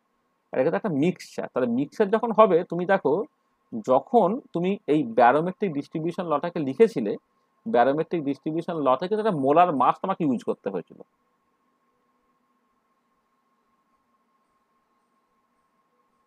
ব্যারোমেট্রিক ডিস্ট্রিবিউশন ল যখন তুমি লিখছো, পিএইচটা হচ্ছে তোমার P0 e to the power minus এই যে mgh বাই RT, এইরকম ভাবে লিখছো তো। তাহলে এইখানে যে এমটা, এই এমটা কিন্তু এখন তোমাকে অ্যাভারেজ লিখতে হবে, এই সাইন দেবো না। তাহলে যখন পিওর কোন একটা গ্যাস আছে, তখন তার মোলার মাসটা তুমি এখানে লিখলে। তাহলে ফর এয়ার তোমাকে কি করতে হবে, ফর এয়ার পিএইচটা তোমাকে লিখতে হবে কিন্তু P0 e to the power minus M average GH by হচ্ছে তোমার RT, যেখানে এম অ্যাভারেজটা হচ্ছে average molar mass of air. Average molar mass of air নিতে হবে। আচ্ছা, অ্যাভারেজ মোলার মাস কি হবে না, ধরো নাইট্রোজেনের মোল ফ্র্যাকশন হচ্ছে তোমার 4/5 ইন্টু নাইট্রোজেনের মলিকুলার ওয়েট 28 প্লাস অক্সিজেনের 1/5 ইন্টু 32, এইটা এত গ্রাম পার মোল হবে। তাহলে যখন তুমি অ্যাভারেজ মোলার মাস ক্যালকুলেট করবে, নাইট্রোজেনের মোল ফ্র্যাকশন ইন্টু নাইট্রোজেনের মোলার মাস প্লাস অক্সিজেনের মোল ফ্র্যাকশন ইন্টু অক্সিজেনের মোলার মাস, এইটা তুমি করবে। এটা করলে কত হবে, 28.8 গ্রাম পার মোল হবে। Average molar mass of air যদি তুমি ক্যালকুলেট করো, সেটা কত বেরোবে তোমার, তুমি করে দেখে নাও। হ্যাঁ, 28.8 এর কাছাকাছি একটা বেরোবে। মানে এইভাবে এইটা এক্স্যাক্টলি 28 আর এক্স্যাক্টলি 32 ধরলে এটা 28.8 জাস্ট বেরোবে। আচ্ছা, এবারে তুমি এক কাজ করো, এই যে পিএইচ বাই P0 সেটা এখান থেকে তুমি পেয়ে যাচ্ছ কত, বা ln বলি, ln ph বাই p0 সেটা হয়ে যাচ্ছে minus m bar gh by rt। তোমাকে বের করতে হবে হাইটটা, সেটা কত হবে rt by m bar into g, sorry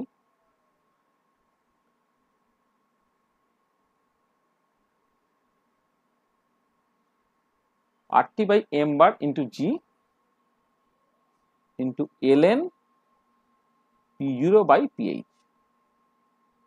এইটা তাহলে দেখো এবার তোমাকে কি করতে বলছে, যে একটা অল্টিটিউড বের করতে বলছে যখন তোমার একটা প্রেসারটা সি লেভেলের জাস্ট অর্ধেক হয়ে যাবে, তাহলে p0 বাই ph তোমার 2 হয়ে যাবে।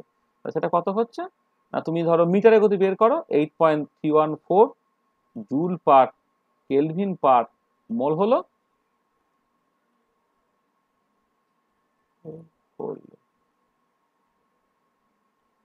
8.314 জুল পার কেলভিন পার মোল। টেম্পারেচারটা 298 কেলভিন, মোলার মাসটা হচ্ছে 28.8 into 10⁻³ KG mole to the power -1, যেটা হচ্ছে 9.8 ধরে নাও metre per second square into ln2। এটা করে দেখে নেবে, যেটা হবে this will be the answer. ঠিক আছে, বোঝা গেল?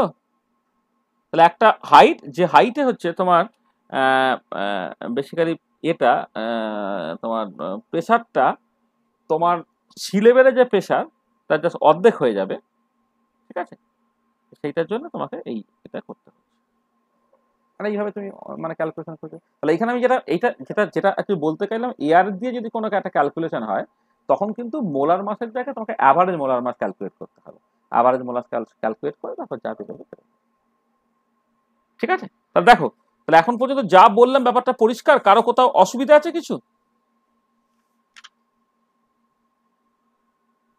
না স্যার বুঝা গেছে। অসুবিধা নেই তো? আচ্ছা, হ্যাঁ, এবারে একটা জাস্ট ডিসকাশন আমি একটুখানি করে দিই, যেটা পরীক্ষায় দেবে না, জাস্ট একটুখানি বোঝার জন্য। সেটা হচ্ছে যে টেম্পারেচার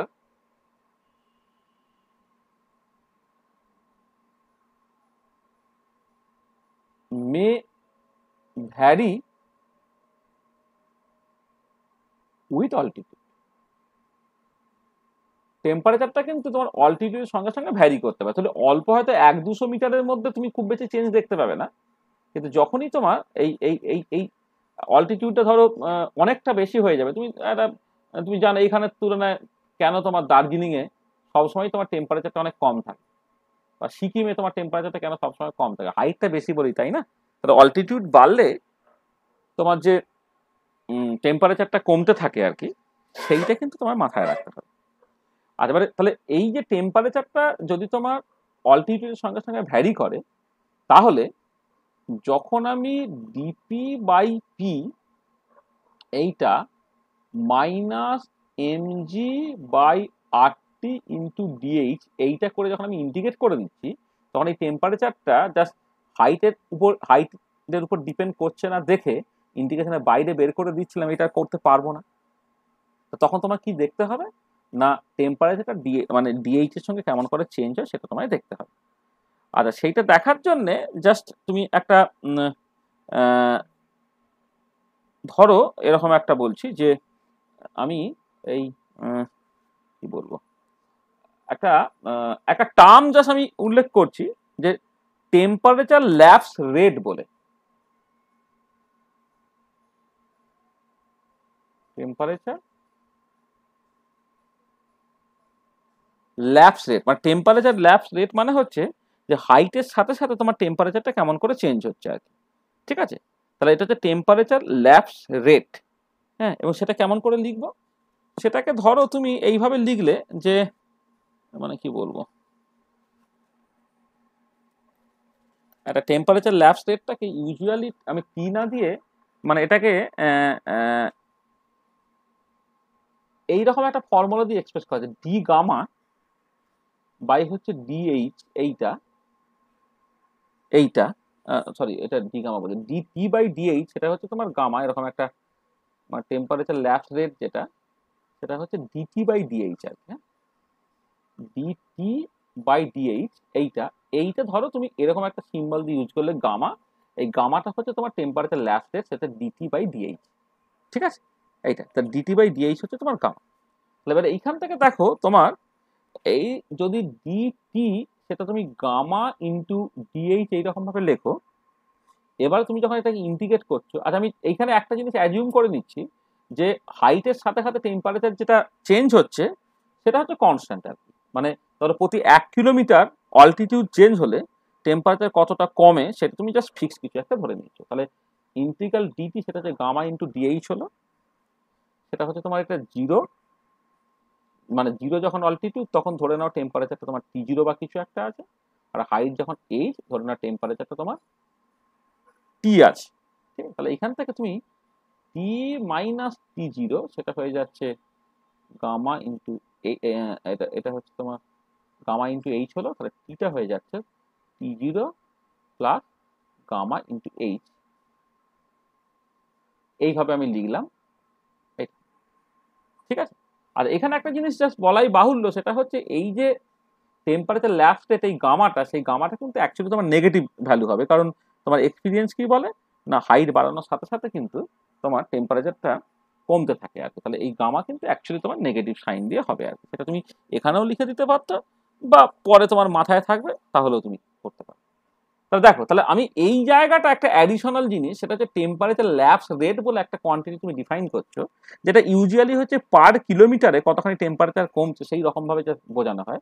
আমি এখানে হাইটে কোনো ইউনিট এখানে দিচ্ছি না, যে ডিটি বাই ডিএইচ হচ্ছে তোমার টেম্পারেচার ল্যাপস রেট গামা, সেরকম ভাবে এক্সপ্রেস করা হচ্ছে। তাহলে যদি মানে কোনো একটা পার্টিকুলার হাইট তুমি এইচ হাইটে যাও, তাহলে তার টেম্পারেচারটা হচ্ছে 0 অল্টিটিউড যা টেম্পারেচার ছিল প্লাস হচ্ছে ল্যাপস রেট ইন্টু এইচ, এই ল্যাপস রেটটা ইউজুয়ালি তোমার নেগেটিভ সাইন দিয়ে আসে। তাহলে এবারে দেখো, তাহলে এই যে ব্যারোমেট্রিক ডিস্ট্রিবিউশন ল, ব্যারোমেট্রিক ডিস্ট্রিবিউশন লতে মাইনাস এম জি, এখানে আর হলো টিটা, সেইটা কিন্তু তোমার এইচ এর উপর ডিপেন্ড করছে, এইটা ইন্টু ডিএইচ এরকম হবে। তাহলে এবারে যখন তুমি এই ডিপি বাই পি এইটাকে তুমি ইন্টিগ্রেট করে বের করবে এমজি বাই আর ধরো লিখলে তুমি, আর এই যে পার্টটা মানে ইন্টিগ্রেট যখন করছো এইটাকে একসাথে তোমাকে ইন্টিগ্রেট করতে হবে DH by T0 plus gamma into H, এইরকম ভাবে ইন্টিগ্রেট করতে হবে। এবারে এই যখন তোমার 0, সরি এই যখন 0 তখন প্রেশারটাকে তুমি P0 লেখো, এই যখন এইচ তখন প্রেশারটাকে PH করো, করে তুমি ইন্টিগ্রেট করো, মানে তাহলে এই পার্টটাকে তোমাকে ইন্টিগ্রেট করতে হবে। আর এই পার্টটাকে ইন্টিগ্রেট করবো কেমন করে, ধরে নাও let T0 plus gamma into H সেটা হয়ে যাচ্ছে তোমার X, T0 into gamma, T0 gamma into H সেটা হয়ে যাচ্ছে তোমার এক্স। তাহলে তুমি এইখান থেকে ডিএইচটাকে পেয়ে যাচ্ছ ডিএক্স বাই গামা, আর এখানে লিমিটটা দেখো যখন এইচটা তোমার 0 তখন তোমার এক্সটা হয়ে যাচ্ছে T0, এইচ যখন 0 তখন এক্সটা হয়ে যাচ্ছে তোমার T0, আর এইচ যখন এইচ তখন এক্সটা হয়ে যাচ্ছে T0 plus gamma into H. এইটা এখানে বসিয়ে দেওয়া যাক, তাহলে বাঁদিকটা হয়ে গেল ln PH বাই P0, এটা হয়ে যাচ্ছে মাইনাস mg বাই আর, লিমিটটা এইচ যখন 0 তখন সেটা হচ্ছে T0, এইচ যখন এইচ সেটা হলো তোমার T0 plus gamma into H. আচ্ছা ডিএইচ এর জায়গায় তুমি বসাচ্ছ হচ্ছে ডিএক্স বাই গামা, আর T0 plus gamma into H সেটা তুমি লিখছো হচ্ছে এক্স। এটা কি হলো, এটা minus MG by R into gamma, এইটা হয়ে গেল ln, হ্যাঁ এটা ln এক্স, তাহলে ln T0 plus gamma into H divided by তোমার T0, এরকম দেখতে হচ্ছে, ঠিক আছে এইটা। তাহলে এবার তুমি যদি এখান থেকে তুমি এটাকে এরকম ভাবে লিখে ফেলো, মানে ln ধরো বাদ দাও, মানে এটা করো ln এই T0 plus gamma into H by T zero, তার মাথায় কে গেল না, মাথায় তোমার চলে যাচ্ছে হচ্ছে minus M G by R into gamma, এরকম থাকছে এটা। তাহলে এইখান থেকে তোমার পিএইচটা হয়ে যাচ্ছে পি জিরো,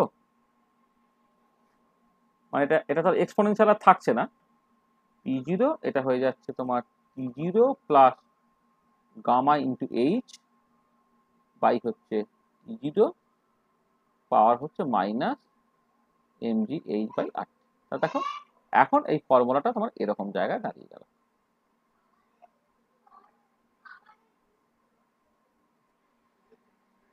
তাহলে দেখো জাস্ট তুমি একটা মানে কি বলবো, যে যদি টেম্পারেচারটা অল্টিটিউডের সাথে সাথে ভ্যারি করে তাহলে হাইটের সাথে সাথে প্রেশারটা কেমন করে চেঞ্জ করবে সেইটা হচ্ছে তোমার অন্য একটা পার্টিকুলার ফর্মুলা দিয়ে এটা ঠিক হচ্ছে।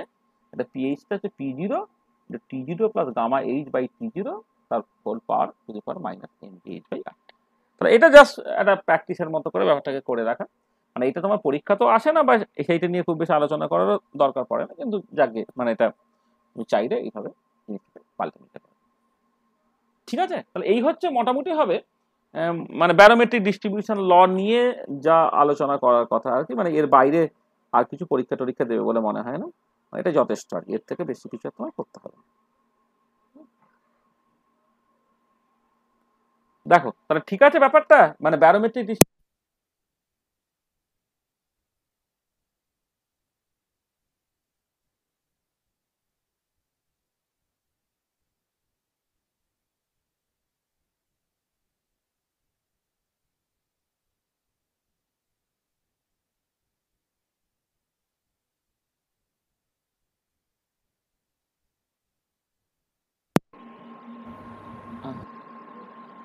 শোনা যাচ্ছে কথা? হ্যাঁ স্যার। হ্যাঁ স্যার। তাহলে এই ডেরিভেশনটা পরিষ্কার বোঝা গেছে তো? হ্যাঁ স্যার। হ্যাঁ স্যার। এটা একটুখানি অ্যাডিশনালি তুমি জেনে রাখলে আর কি, যে টেম্পারেচার যদি ভ্যারি করে তাহলে ডিস্ট্রিবিউশন ফর্মুলাটা পাল্টাবে এবং সেটা মডিফাইড যে ফর্মুলাটা সেটা হচ্ছে এইটা।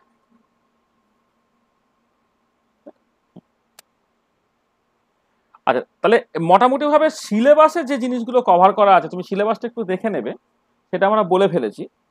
এবারে এবারে যেটা আমি বলেছিলাম যে একটুখানি সময় যদি থাকে আমাদের ওইখান থেকে আরো বেশ কিছু কিছু প্রবলেম করার দরকার আছে আর কি, মানে তোমার থার্ড ল এই রিলেটেড বা রেসিডুয়াল এন্ট্রপি ইত্যাদি ক্যালকুলেশনে আর কি আরো বেশ কিছু জিনিসপত্র আছে, সেগুলো একটু তোমার করতে হয় আর মানে তোমার মানে আমি জাস্ট দু একটা প্রবলেম হিসেবে ব্যাপারটাকে বলি তাহলেই তোমার ঠিক হয়ে যাবে। ধরো তুমি জাস্ট মানে পরীক্ষায় পড়েছে, এই তো 1-2 বছর আগেই তোমার পরীক্ষায় দেখলাম এটা পড়েছে, এটা বেসিক্যালি এঙ্গেল এবং রেডের বই এই প্রবলেমটা আছে আর কি।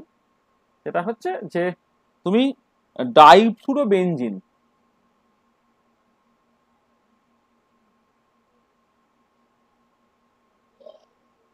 ডাইফ্লুরোবেনজিন আচ্ছা ডাইফ্লুরোবেনজিন হচ্ছে তোমার অর্থ হতে পারে, মেটা হতে পারে, প্যারা হতে পারে। অর্থ মেটা প্যারা 3 রকমই হতে পারে আর তাহলে তুমি দুটো পসিবিলিটির কথা বলছো এখানে।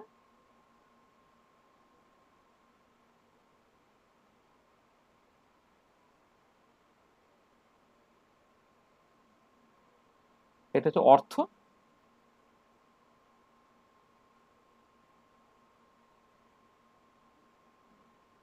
এটা হচ্ছে মেটা,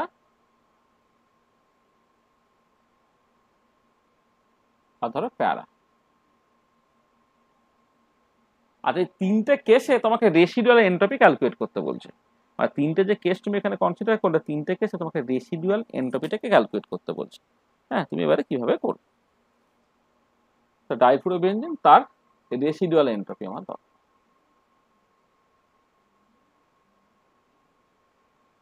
আচ্ছা একটা জিনিস তুমি মাথায় রাখো যে মানে রেসিডুয়াল এন্ট্রপি মানে ইভেন এট 0 কেলভিনে যে নন জিরো এন্ট্রপিটা থাকছে সেটা হচ্ছে রেসিডুয়াল এন্ট্রপি। আচ্ছা রেসিডুয়াল এন্ট্রপিটা তুমি বেসিক্যালি এই এস ইকুয়াল টু কেএলএন ডব্লিউ এই ফর্মুলা দিয়ে তুমি ক্যালকুলেট করবে। কি হচ্ছে বোলজম্যান কনস্ট্যান্ট এলএন ডব্লিউ, তাহলে তোমাকে যেটা জানতে হবে ডব্লিউটা জানতে হবে। ডব্লিউ মানে কি ডব্লু মানে হচ্ছে তোমার বেসিক্যালি মানে এই পার্টিকুলার রেসিডুয়াল এন্ট্রপি নিয়ে তুমি কথাবার্তা বলছি, মানে 0 কেলভিনে কতগুলো পসিবল ওরিয়েন্টেশন বা মাইক্রো স্টেট থাকতে পারে। ঠিক আছে, তাহলে এবারে অর্থ ডাইফ্লোরোবেনজিন, মেটা ডাইফ্লোরোবেনজিন এবং প্যারা ডাইফ্লোরোবেনজিন প্রত্যেক ক্ষেত্রে তোমাকে ডব্লুটাকে ক্যালকুলেট করতে হবে, অর্থাৎ ডব্লু তার পসিবল ভ্যালু কত হতে পারে। ঠিক আছে, আচ্ছা সেটা ক্যালকুলেট করার জন্য তুমি কিভাবে এগোবে দেখো, জাস্ট তুমি এইভাবে ব্যাপারটাকে ভাবো যে এইখানে যে কার্বনের যে 6টা পজিশন আছে 1 2 3 4 5 6, প্রত্যেক ক্ষেত্রেই ধরো বললাম 1 2 3 4 5 6, 1 2 3 4 5 6। আচ্ছা মানে অর্থ মানে কি শুধুমাত্র 1 আর 2 এ দুটো ফ্লোরিন থাকা? 2 3 এ থাকলেও অর্থ, 3 4 এ থাকলেও অর্থ, 4 5 এ থাকলেও অর্থ, 5 6 এ থাকলেও অর্থ, তাই না? তাহলে আমি যখন বলছি যে অর্থ ডাইফ্লোরোবেনজিন মানে তুমি জাস্ট মনে মনে এইভাবে ব্যাপারটাকে ভাবো যে এখানে 6টা পজিশন আছে, 6টা পজিশনে দুটো ফ্লোরিন জাস্ট আছে। যেমন করে আমরা এমনিতে কি করেছিলাম যে বিভিন্ন এনার্জি লেভেলস গুলো আছে, সেইখানে দুটো আইডেন্টিক্যাল পার্টিকেল তাদেরকে তুমি জাস্ট প্লেস করছো, এবার যতগুলো পসিবিলিটি সেটাই হচ্ছে তোমার ডব্লু। তার মানে এখানে একটা অর্থ যখনই তুমি বলছো পাশাপাশি থাকবে, এই দুটো গ্যারান্টেড, কিন্তু পাশাপাশি তো অনেক রকম ভাবে থাকতে পারতো। দুটো ফ্লোরিন যখন আসছে 1 আর 2 এতে যেমন সে জুড়তে পারে, 2 আর 3-ও জুড়তে পারতো, 3 4-ও জুড়তে পারতো। প্রত্যেকটাই তো তোমার বেসিক্যালি মানে এক একটা মাইক্রোস্টেট দিল। মানে ব্যাপারটা বোঝাতে পারছি কি, যে আমরা যখন মাইক্রোস্টেট ক্যালকুলেট করেছিলাম তখন কি হয়েছিল, যে ধরো আমি যে এক্সাম্পলটি স্টার্ট করেছিলাম যে তোমার ইউনিফর্ম এনার্জি লেভেলস এবং ইকুইপেস এনার্জি লেভেলস আছে, প্রত্যেক লেভেলে এনার্জি 0 এপসাইলন 2 এপসাইলন 3 এপসাইলন ইত্যাদি ইত্যাদি, একটা পার্টিকুলার ম্যাক্রোস্টেট কনসিডার করেছে যেখানে total number of particles 3, total volume 6, total energy 3 epsilon. তাহলে এবারে এই যে বিভিন্ন লেভেলে তুমি এনার্জি মানে প্রথম যে কনফিগারেশনটা সেখানে কি ছিল না, 0 লেভেলে মানে একটা 0 মানে এপসাইলন ইকুয়াল টু 0 তে একটা পার্টিকেল, এপসাইলন এনার্জিতে হচ্ছে আরেকটা পার্টিকেল, আর 2 এপসাইলন আরেকটা পার্টিকেল। এই তিনটে পার্টিকেল তারা যদি আইডেন্টিক্যাল হয় এবং ডিস্টিংগুইশেবল হয়, তাহলে কিন্তু এবিসি তুমি নাম দাও, তারা কি তোমার 3 দিকে 6 রকম ভাবে সাজানো যাচ্ছিল, বা 3 ফ্যাক্টরিজ বা 6 রকম ভাবে সাজানো যাচ্ছিল। ঠিক আছে, তাহলে তাহলে এইখানেও ঠিক একই রকম ভাবে এখানে যে 6টা ইকুইভ্যালেন্ট পজিশন আছে 1 2 3 4 5 6, সেখানে দুজন তোমার এসে পৌঁছাচ্ছে, মানে দুজন আসছে। ঠিক আছে, দুজন কত রকম ভাবে আসতে পারে, তুমি ওই ফর্মুলা টর্মুলার মধ্যে না গিয়ে, যেহেতু এটা ছোট প্রবলেম, তুমি এটাকে এইরকম করে ভাবতে পারতো। তো এইটা যেমন একটা পসিবিলিটি, আর একটা পসিবিলিটি কি হতে পারে দেখো, 1 2 3 4 5 6, এইখানে একটা ফ্লোরিন, এখানে একটা ফ্লোরিন, তা এটাও তো অর্থ ডাইফ্লোরোবেনজিনই হলো। আবার ধরো 1 2 3 4 5 6, এইখানে একটা, এইখানে একটা, এটাও তাই 1 2 3 4 5 6, এখানে একটা, এখানে একটা। আবার ধরো 1 2 3 4 5 6, 4 5 6 5, এখানে একটা, এখানে একটা। আবার 1 2 3 4 5 6, এখানে একটা, এখানে। তোমার বেসিক্যালি যেটা আমি বলছি একটু প্রথম থেকে ধরলে, 1 2 position, 2 3 position, 3 4 position, 4 5 position, 5 6 position, আর 1 6 পজিশন, 6 1 পজিশন। তার মানে এই এতগুলো পসিবিলিটি, মানে কত করে 6টা পসিবিলিটি। তার মানে এই পার্টিকুলার কেসে ডব্লিউ তোমার বেসিক্যালি 6, তাহলে রেসিডুয়াল এন্ট্রপিটা কত হবে, S = KLN6। ঠিক আছে, বোঝাতে পারলাম জিনিসটা? হ্যাঁ স্যার। হ্যাঁ স্যার। হ্যাঁ স্যার।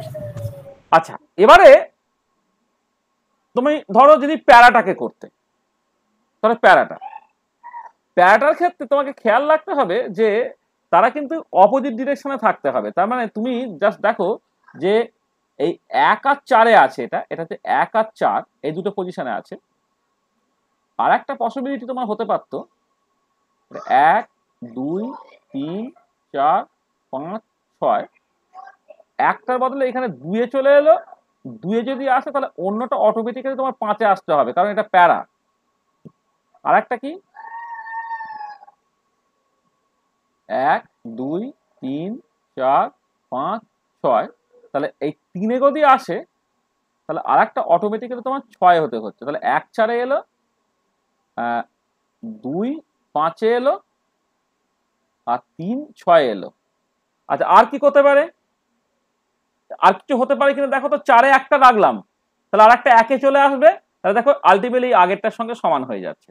তাহলে এই প্যারার ক্ষেত্রে আর কি তুমি করতে পারবে বলো?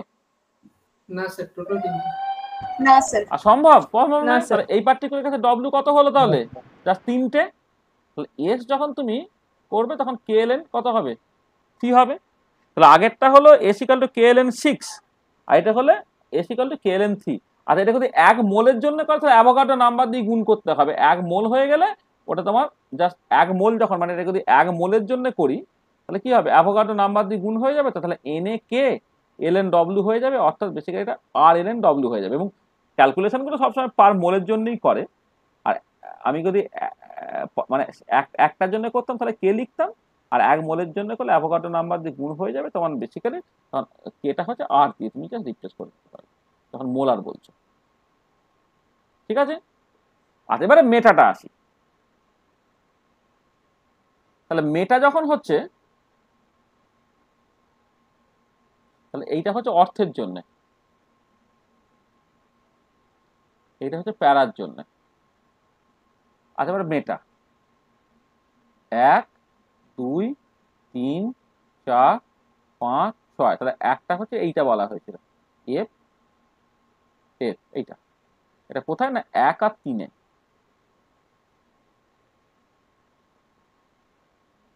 1 2 3 4 5 6, তাহলে 1-এর বদলে তুমি 2-এ চলে এসো, 2 চলে গেলে একটা গ্যাপ দিয়ে 2 আর 4-এ হতে হবে। 2 আর 4,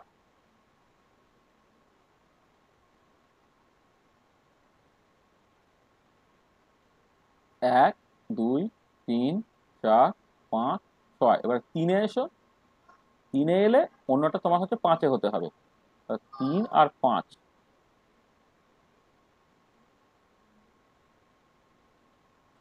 1 2 3 4 5 6, তাহলে একটা যদি এইখানে হয় আর একটা হবে তোমার এইখানে।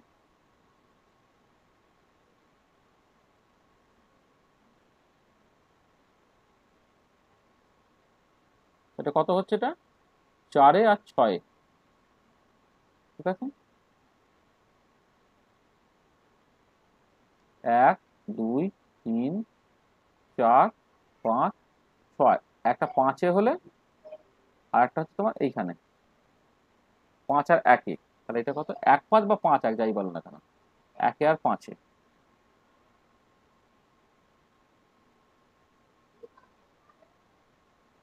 1 2 3 4 5 6, এখানে 6 হলে আর একটা হচ্ছে 2-এ, এটা কত 2 আর 6। ঠিক আছে, 2 6। আচ্ছা আর একটা যদি 3-এ করতে, মানে আচ্ছা ঘুরে গেল, এরপরে যদি তুমি মানে এখানে রাখতে, মানে আবার 1-এ চলে আসছে, তার মানে আর আর করতে পারবে না। দেখো তো আর পারবে কি, আর পারবে না। মানে তুমি 1 3 না যখন স্যার, করছো, 1 3 যখন করছো 1 5 হতে পারে, 1 3 1 5, 2 4 যখন করছো 2 6 হতে পারে, আর 3 5 যখন করছো তোমার 3 1 হতে পারে। 3 1, হ্যাঁ এটা রিপিট করে গেল তোমার। এবারে 4 6 4 2 যখন করছো মানে 2 4, তখন 4 6 হতে পারে, 2 4 4 6 হতে পারে। হ্যাঁ এই 6টা, আর কিছু হবে আর হবে না। দেখো হচ্ছে কি, না না স্যার। স্যার। না স্যার হচ্ছে না। তাহলে এই পার্টিকুলার ক্ষেত্রে ডব্লিউ কত হয়ে গেল তোমার 6, তাহলে এস বারটা হয়ে যাচ্ছে তোমার বেসিক্যালি কত, আর এলএন 6। তাহলে বোঝা গেল এই ডাইফ্লুরোবেনজিন অর্থ মেটা এবং প্যারা যদি হয় তাহলে তার ক্ষেত্রে তোমার ওই রেসিডুয়াল এন্ট্রপিটা কেমন করে হবে, এই রকম ভাবে তুমি জাস্ট জিনিসটাকে ক্যালকুলেট করে ফেলতে পারো। বোঝা গেল? অর্থ আর মেটার ক্ষেত্রে সেম হয়ে যাচ্ছে তাহলে অর্থ আর মেটার ক্ষেত্রে সেম হয়ে যাচ্ছে। মানে তুমি জাস্ট এইরকম করে জাস্ট দেখবে যে কতগুলো ওরকম কনফিগারেশন হতে পারে। এইটা। আচ্ছা, আর একটা স্যার ভীষণ এখানে ইম্পর্টেন্ট। কনফিগারেশন তো বলা যাবে না, কারণ অর্থ আর মেটা দুটোই তো এক হয়ে গেল। কি বলো আরেকবার? স্যার এখানে তো মানে যেহেতু মানে এস বার দুটোর ক্ষেত্রেই এক, তাহলে এখানে মানে মোস্ট ডমিনেটিং কনফিগারেশন তো বলা হ্যাঁ, যাবে না না। না না না বলা যাবে না। মানে এখানে দুটোই সমান হবে তখন, দুটোই সমান হবে। তাই না? তাহলে এখানে কি একটা মানে ব্যাপার হচ্ছে যে মানে তোমার যেটা কথা হচ্ছে যে এই যে অর্থ এবং মেটা, অর্থ এবং মেটা এই দুটো পসিবিলিটি মানে মেটার মধ্যে ছটা যেটা আছে তারা বেসিক্যালি আইডেন্টিক্যাল, কিন্তু অর্থ আর মেটা তারা তো আইডেন্টিক্যাল নয়, তারা হচ্ছে ডিফারেন্ট এবং তাদের স্টেবিলিটি আলাদা। ঠিক আছে? স্টেবিলিটি আলাদার জন্য যখন মানে ব্যাপারটা কি হচ্ছে যে যদি কোনো অন্য কোনো স্টেবিলাইজিং ফ্যাক্টর না থাকে তাহলে হচ্ছে মোস্ট ডমিনেটিং কনফিগারেশনটা হচ্ছে যার করসপন্ডিং থার্মোডাইনামিক ওয়েটটা বা মাইক্রোস্টেটের সংখ্যাটা বেশি। কিন্তু এখানে ব্যাপারটা কি হচ্ছে, তোমার অর্থ ডাইফ্লোরোবেনজিন আর মেটা ডাইফ্লোরোবেনজিন তো একই রকম স্টেবিলিটি নয়, তাই না? তো একই যদি স্টেবিলিটি না থাকে তাহলে তুমি principle of equal a priority probability ইউজই করতে পারবে না। হ্যাঁ, মানে ধরো একটা আমি কথার কথা বলছি, একটা ফ্লোরোবেনজিন ছিল, আর একটা ফ্লোরিন যখন সেখানে অ্যাড হচ্ছে বাই ইলেকট্রোফিলিক সাবস্টিটিউশন রিঅ্যাকশন, তখন তোমার কি মনে হয় অর্থতে জোড়া আর মেটাতে জোড়ার সম্ভাবনা কি একই হবে? হবে না তো। তুমি জানো কেউ কেউ অর্থ প্যারা ওরিয়েন্টিং, কেউ মেটা ওরিয়েন্টিং, এসব হয় না, তাই তো? হ্যাঁ হ্যাঁ তাই স্যার। তো, সেটা ব্যাপার হচ্ছে যে ফ্লোরিন হচ্ছে কি, সেটা হচ্ছে অর্থ প্যারা ওরিয়েন্টিং, তাই তো? ফ্লোরিনটা কি হয়, অর্থ প্যারা ওরিয়েন্টিং তো নাকি তো মেটারিয়ান। মেটা ওরিয়েন্টিং? আচ্ছা হবে হয়তো, মানে ক্লোরিন হচ্ছে অর্থ প্যারা ওরিয়েন্টিং, তাই তো? হ্যাঁ স্যার, অর্থ প্যারা ওরিয়েন্টিং, কিন্তু আস্তে হ্যাঁ স্যার অর্থ প্যারা ডিঅ্যাক্টিভিটি। হ্যাঁ, মানে সেটাই বলছে অর্থ প্যারা ওরিয়েন্টিং কিন্তু ডিঅ্যাক্টিভেটিং, সেটা ক্লোরিনও তাই তো, অর্থ প্যারা ওরিয়েন্টিং কিন্তু ডিঅ্যাক্টিভেটিং।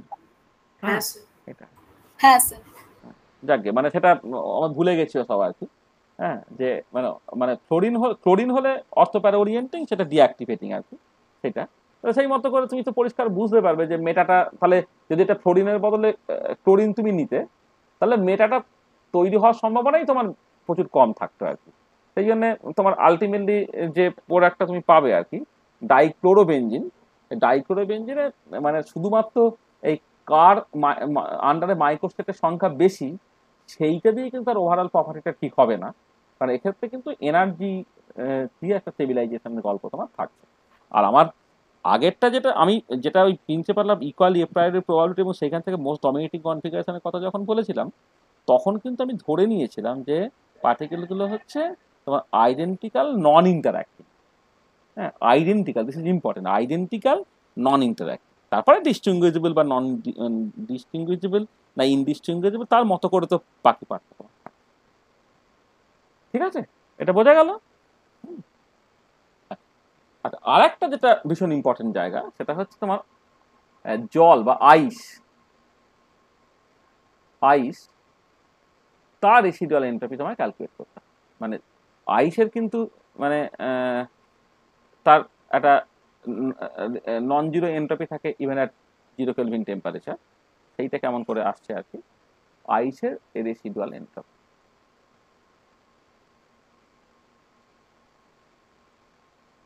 আচ্ছা, এখানে আইসের স্ট্রাকচারটা তোমার খুব ভালো করে জানতে হবে। আচ্ছা, এই বিজ্ঞানী পাউলি তিনি প্রথম আইস রুলটা দিয়েছিলেন। আইস রুল অনুযায়ী কি বলা হচ্ছে না, আইসের স্ট্রাকচারে এই অক্সিজেনের সঙ্গে 4টে হাইড্রোজেন তোমার বেসিক্যালি যুক্ত থাকে। 4টে হাইড্রোজেন যে যুক্ত থাকে তার মধ্যে 2জন হচ্ছে তোমার সকল কোভালেন্ট বন্ড দিয়ে আর 2জন হচ্ছে হাইড্রোজেন বন্ড দিয়ে। তার মানে একটা অক্সিজেন সেন্টার, তাকে ঘিরে আছে হচ্ছে 4টে হাইড্রোজেন আইসের স্ট্রাকচারে, এবং এই হাইড্রোজেনগুলো হয়তো তোমার বেসিক্যালি অন্য একটা ওয়াটার মলিকুলের কম্পোনেন্ট, সেটা আমি আর আঁকছি না। হ্যাঁ, মানে এই যে হাইড্রোজেনগুলো, এই হাইড্রোজেন, এই হাইড্রোজেন, এই হাইড্রোজেন, হাইড্রোজেন, যেমন এই দুটো হাইড্রোজেন হচ্ছে এই এই যে ওয়াটার মলিকুলটা, এই যে এইচ ও এইচ এর করসপন্ডিং পার্ট, আর এই হাইড্রোজেনটা হয়তো অন্য একটা ওয়াটার মলিকুল তার হাইড্রোজেন, বা এই হাইড্রোজেনটা হচ্ছে অন্য একটা ওয়াটার মলিকুল তার হচ্ছে হাইড্রোজেন। তাহলে এটা কথা হচ্ছে যে একটা আইসের স্ট্রাকচারে সেন্ট্রালে তোমার অক্সিজেন থাকছে, সেইখানে 4টে হাইড্রোজেন যুক্ত থাকছে দুটো ডিফারেন্ট টাইপের বন্ড দিয়ে। তাহলে এদের মধ্যে হচ্ছে দুটো যে ওএইচ বন্ড,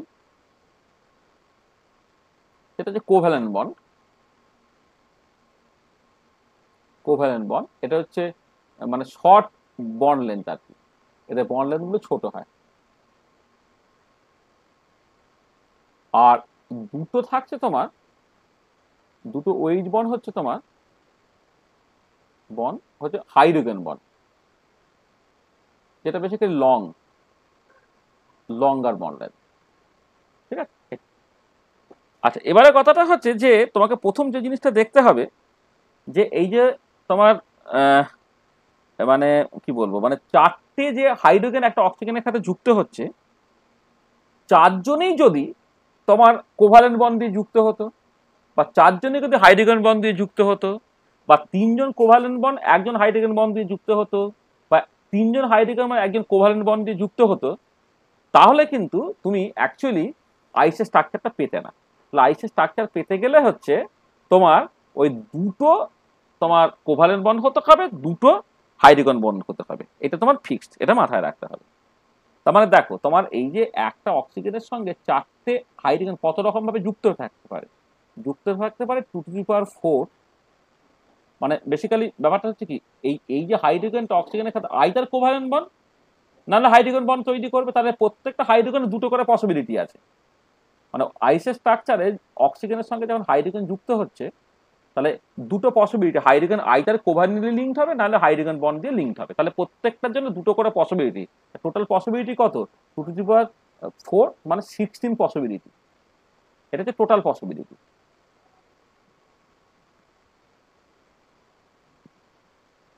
মানে টোটাল, আচ্ছা 2⁴ ইকুয়াল টু 16, 2⁴ কি করে এলো না, প্রত্যেকটা হাইড্রোজেনের দুটো পসিবিলিটি, যে সে আইদার কোভ্যালেন্ট লিঙ্কড হবে অথবা হাইড্রোজেন বন্ডেড হতে হবে। তাহলে টোটাল 16টা পসিবিলিটি। আচ্ছা 16টা পসিবিলিটির মধ্যে কে কে থাকতে পারে? আচ্ছা একটা থাকতে পারে যে দুটো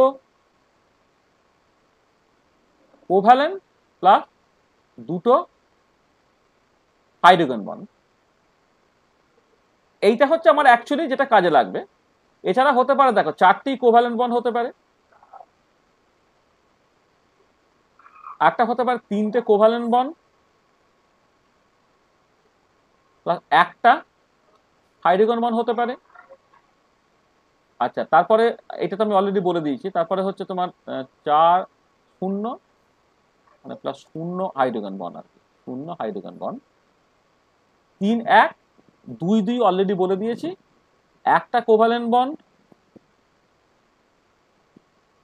প্লাস 3টে হাইড্রোজেন বন্ড, আর লাস্ট পসিবিলিটিটা হচ্ছে তোমার 0টা কোভ্যালেন্ট বন্ড প্লাস 4টে hydrogen bond.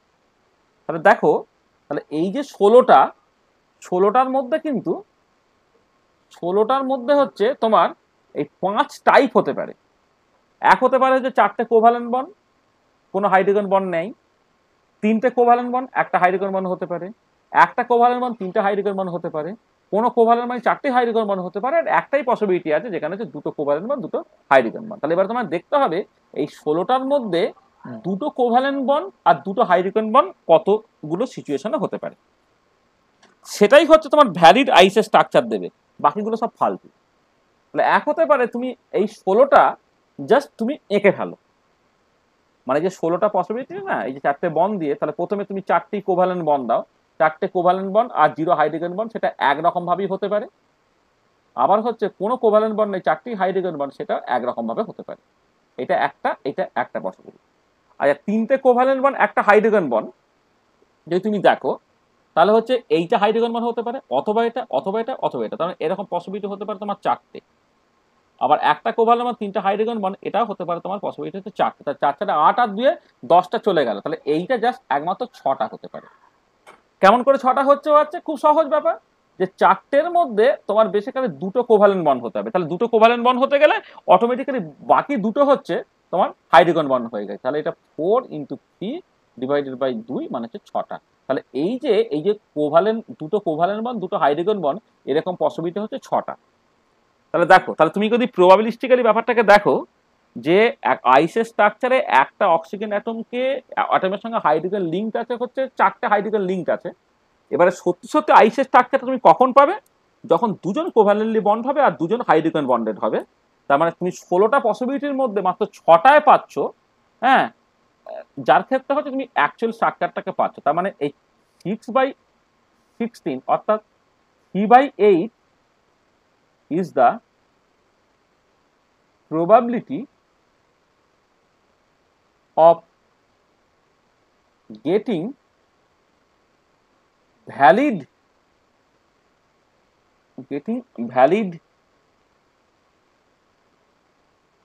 structure of ice per oxygen atom. তাহলে একটা অক্সিজেন অ্যাটম যখন তোমার বেসিক্যালি হাইড্রোজেনের সাথে লিঙ্কড হচ্ছে, তাহলে অক্সিজেন হাইড্রোজেনের সঙ্গে 16টা পসিবল ওয়েতে লিঙ্কড হতে পারে, মানে 6টাই হচ্ছে তোমার ভ্যালিড আইসের স্ট্রাকচার দেবে। তার মানে এই যে 6/16 অর্থাৎ 3/8 সেটা হচ্ছে মানে probability of getting valid structure of ice per oxygen atom. এইটা প্রথমে বুঝলে কিনা দেখে নাও, এইটাই হচ্ছে মূল জায়গাটা। এটা বুঝতে পেরেছো? হ্যাঁ স্যার। স্যার 4C2 জায়গাটা একবার বুঝিয়ে দিন না। এই যে 4C2 মানে হচ্ছে তোমার 4টে হাইড্রোজেন, তার মধ্যে 2জন কোভ্যালেন্ট লিঙ্কড হবে। তাহলে 4টে থেকে 2জন কোভ্যালেন্ট লিঙ্কড হওয়ার সম্ভাবনা কত, না সংখ্যা কত? 4C2। মানে 4টে থেকে তুমি 2টো বেছে নিচ্ছ, মানে তোমার কাছে তোমার 4টে হাইড্রোজেন আছে, এবার 4টের মধ্যে তুমি 2টো হচ্ছে কোভ্যালেন্টলি লিঙ্কড হতে হবে, বা উল্টো দিক দিয়ে বলতে পারো 2টো হাইড্রোজেন বন্ডেড হতে হবে। সেরকম পসিবিলিটি কটা থাকবে তোমার? জাস্ট সিম্পলি 6টা। ঠিক আছে? হ্যাঁ স্যার, হ্যাঁ স্যার। আচ্ছা, এবারে দেখো তোমার যদি একটা মানে ইনে ব্লক অফ আইস, একটা আইসের ব্লক নিচ্ছ কন্টেনিং ধরো n water molecules, n water molecule. তাহলে n ওয়াটার মলিকুলস মানে কত? n অক্সিজেন অ্যাটম আর 2n হচ্ছে তোমার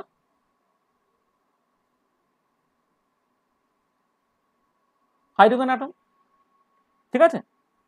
তাহলে এবারে দেখো এই যে মানে একটা অক্সিজেন অ্যাটম সে ভ্যালিড আইস স্ট্রাকচার তৈরি করার সম্ভাবনা কত? 3/8।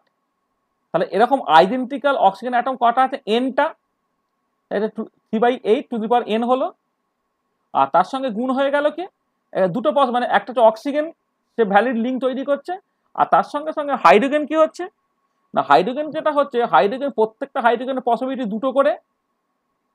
এবার 2nটা হাইড্রোজেন অ্যাটম যদি থাকে তাহলে টোটাল পসিবিলিটি হলো 2n। তাহলে এইটা যেটা হলো সেইটা হচ্ছে তোমার অ্যাকচুয়াল ডব্লুটা। তাহলে অ্যাকচুয়াল ডব্লু যখন তুমি ক্যালকুলেট করছো সেটা হচ্ছে এই যে তোমার যেহেতু 2nটা মানে এখানে যেমন কিছু 4টে হাইড্রোজেন বললাম, তার বদলে তোমার যদি 2nটা হাইড্রোজেন অ্যাটম থাকে তাহলে তোমার টোটাল পসিবিলিটি হচ্ছে 2n। তার মধ্যে কতগুলো ভ্যালিড না, বেসিক্যালি 3/8 যেমন আমি এখানে যা 4টে হাইড্রোজেন নিয়েছিলাম, একটা অক্সিজেন নিয়েছিলাম, সেইখান থেকে 16টার মধ্যে তুমি 6টা পসিবিলিটি পেলে। হ্যাঁ, ঠিক এইখানে একই রকম ভাবে যদি একটা nটা ওয়াটার মলিকুলস তুমি কনসিডার করো যেখানে অক্সিজেন অ্যাটম থাকছে nটা আর হাইড্রোজেন অ্যাটম থাকছে তোমার 2nটা, তাহলে তোমার বেসিক্যালি টোটাল যে ডব্লু বা থার্মোডাইনামিক ওয়েট যেটা সেটা হয়ে যাচ্ছে 3/8 ইন্টু 2n। ঠিক আছে? তাহলে এবারে দেখো এইটাকে তুমি এইরকম ভাবে লেখো, এটা যে টোটাল নাম্বার অফ মাইক্রোস্টেটস আছে, টোটাল নাম্বার অফ মাইক্রোস্টেটস বা তুমি বলতে পারো থার্মোডাইনামিক ওয়েট আছে। এটাকে একটুখানি বদ্ধভাবে লিখছি, এইটা 3/8 ইন্টু 2 স্কোয়ারটাকে 4 করে দাও, whole to the power overall n করো, তো কত হচ্ছে? এটা 3/2 whole to the power n হচ্ছে। তাহলে এসটা কত হবে? এস বার হচ্ছে r/ln/w, মানে তোমার এটা n হচ্ছে পাওয়ার, হ্যাঁ পাওয়ারটা নিচে মতো হয়ে গেছে এইটা, মানে আমি এখানে 2 টু দি পাওয়ার n 2 স্কোয়ারটাকে ভেতরে ঢুকিয়ে নিচ্ছি। তাহলে এটা 3/2 whole to the power n হয়ে গেল। তাহলে s bar equal to r/ln/w, তাহলে w এর এক্সপ্রেশনটা বসিয়ে দিলে কত হচ্ছে তোমার, মানে এটা রাদার হচ্ছে এটা এইভাবে লেখা উচিত এখন, মানে এটা 1 মোলের জন্য হলে এটা nটা অ্যাভোগাড্রো নাম্বার হয়, যখন আমি এইভাবে লিখি s ইকুয়াল টু তোমার k/ln/w, তাহলে w এর এক্সপ্রেশনটা বসালে কত হচ্ছে n কে ln 3/2 হচ্ছে। আর এটা যদি তুমি 1 মোলের জন্য করো তাহলে nটা মানে এই যে এখানে আমি n ওয়াটার মলিকুলস বলে রেখেছি, এখানে 1 মোল ওয়াটার মলিকুলস থাকলে nটা এন অ্যাভোগাড্রো ইন্টু কে হয়ে গেছে, সেটা আর L N C by two হতো। আর L N C by two, তাহলে আর L N C by two এর একটা পার্টিকুলার ভ্যালু থাকবে, সেই ভ্যালুটা তুমি বের করে বসিয়ে দিতে পারো। হ্যাঁ, এটা হচ্ছে 3.37 হয়,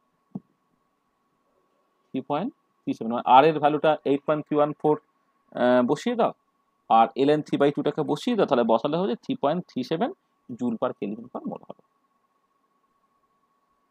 দিস ইজ ভেরি ভেরি একটা ইম্পর্টেন্ট যে আইসের রেসিডুয়াল এন্ট্রপি ক্যালকুলেট করা। বোঝা গেল কেমন করে করলাম? হ্যাঁ two sir. To the power two এনটা কি স্যার টোটাল প্রবাবিলিটি ছিল? কোনটা? তার মধ্যে আমরা two to the power two এনটা হ্যাঁ, total Total total probability। Total সংখ্যা ছিল, প্রবাবিলিটি না, ওটা টোটাল আচ্ছা। সংখ্যা, তাকে প্রবাবিলিটি গুণ করলে তবে তুমি টোটাল সংখ্যাটা মাইক্রোস্টেটটা পাবে। 2^2n হচ্ছে যে এই যে একটা এন ওয়াটার মলিকুল আছে, সেখানে অক্সিজেনের সঙ্গে হাইড্রোজেন যে যুক্ত হচ্ছে, টোটাল কত রকম ভাবে যুক্ত হতে পারে, সেটা 2^2n নাম্বার অফ হয়েছে। যেমন যদি 4টে হাইড্রোজেন থাকে তাহলে 2^4 বা 16 নাম্বার অফ হয়েছে। 2nটা হাইড্রোজেন অ্যাটম আছে বলে টোটাল কত রকম ভাবে যুক্ত হতে পারছো, 2^2n নাম্বার অফ হয়েছে। তার মধ্যে তোমার ভ্যালিড কোনটা না, ভ্যালিড হওয়ার প্রবাবিলিটিটা হচ্ছে 3/8 whole to the power n। কারণ একটা থাকলে 3/8 হতো, এবারে তো তুমি জানো এটা হচ্ছে প্রবাবিলিটি গুণ হয়ে যায়, এখানে কিন্তু nটা অক্সিজেন মলিকুলস আছে, তার টোটাল প্রবাবিলিটি 2^2n ইন্টু 3 মানে 3/8 ইন্টু 3/8 ইন্টু 3/8 n টাইমস হয়ে যাবে, 3/8 whole to the power n into 2^2। ঠিক আছে, বুঝা গেল? হ্যাঁ স্যার। তাহলে এইরকম করে আর কি, এইরকম করে তুমি দেখো এই আইস বা ডাইফ্লোরো বা ডাইক্লোরো বেনজিন তাদের রেসিডুয়াল এন্ট্রপি ক্যালকুলেট করলে, তো এরকম করে আরো দু একটা জিনিস তোমার ক্যালকুলেট করে দেওয়া আছে, সেটা একটুখানি দেখে নেবে আর কি। ঠিক আছে, তাহলে এইটা তুমি একটুখানি দেখে নেবে বাড়িতে, মানে আমি ওই আমাদের থার্ড ভলিউমের বইটা থেকে third law of thermodynamics related আরো কিছু কথাবার্তা বলা ছিল, যেমন আমি বললাম রেসিডুয়াল এন্ট্রপি ক্যালকুলেট করছো কেমন করে আর কি, সেই রকম কিছু, মানে আরো বেশ কিছু কিছু প্রবলেমস দেওয়া আছে। আইসটা ইউজুয়ালি পড়েনি, কিন্তু ওই আগের প্রবলেমটা যেহেতু ওই এঙ্গার এবং রেডের বইয়ে করে দেওয়া আছে, মেটাটা করে দেওয়া নাই, অর্থ এবং প্যারাটা করে দেওয়া আছে। হ্যাঁ, সেগুলো এটা একবার পরীক্ষা দিয়ে দিয়েছিল আর কি। হ্যাঁ, সেটা একটুখানি দেখে নেওয়া। তাহলে আমার মনে হচ্ছে যে সিলেবাস যেটা, সেই সিলেবাসের জিনিসটা আমরা মনে হয় প্রপারলি শেষ করেছি।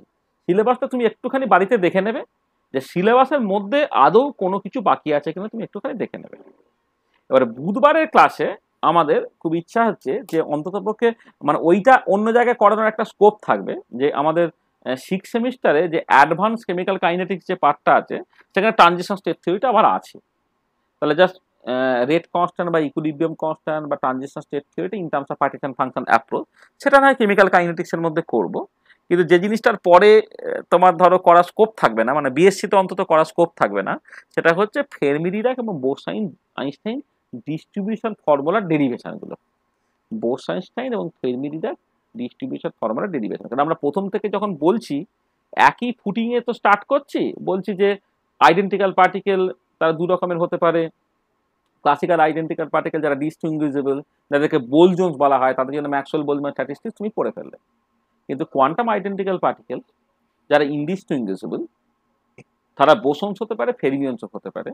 আমি বারবার বলছিলাম যে বোসন্স সে এক রকমের স্ট্যাটিস্টিক্স ওবে করে, ফেরমিয়ন সে আরেক রকমের স্ট্যাটিস্টিক্স ওবে করে, মানে বোস-আইনস্টাইন স্ট্যাটিস্টিক্স ওবে করে, ফেরমিয়ন ফেরমি-ডিরাক স্ট্যাটিস্টিক্স ওবে করে। তার মানে সেই ডিস্ট্রিবিউশনগুলো কেমন, সেটা ম্যাক্সওয়েল-বোলজম্যান ডিস্ট্রিবিউশনের থেকে কোথায় বা আলাদা, বা কোন একটা লিমিটে গিয়ে এই ম্যাক্সওয়েল-বোলজম্যান এবং ফেরমি-ডিরাক এবং বোস-আইনস্টাইন ডিস্ট্রিবিউশন ফর্মুলাগুলো ম্যাক্সওয়েল-বোলজম্যানকে রিডিউস করে যায় কিনা, এই যে জিনিসটা, এইটা একটুখানি তো দেখে নেওয়ার দরকার। সেইটা আমরা একটুখানি দেখে নেব। হ্যাঁ, ঠিক আছে, বোঝা গেল? সেইটা একটুখানি আমাদের দেখে নেওয়া। হ্যাঁ, বোঝা গেল? হ্যাঁ স্যার। হ্যালো স্যার, হ্যাঁ, বলো বলো। বলছিলাম যে মানে বলছিলাম যে আমরা যে মানে একটা জায়গায় পড়েছিলাম যে মহাবিশ্ব ক্রমশ প্রসারমান, কারণ এন্ট্রপি বেড়েই চলেছে, এটা কি হুম। থার্ড ল থেকে বলা যেতে পারে? এ কঠিন ব্যাপার বাবা, এ আমি অত ভালো বুঝি না। হ্যাঁ, মানে এক্সপান্ডিং ইউনিভার্স, হ্যাঁ আমি অত ভালো কিছু বুঝি না। হ্যাঁ, এটা ওই মানে কি সব কথাবার্তা বলতে গিয়ে ভুলভাল কথা বলে দেবো। তবে অ্যাস্ট্রোফিজিক্সের যারা লোকজন, হ্যাঁ, তারা অনেক ফিলোজফিক্যাল কথাবার্তা বলে, তারা বলবে, তারা বলতে পারবে, আমি জানি না সেভাবে। তুই বরং আমাকে একদিন বোঝাস ভালো করে, বুঝলি?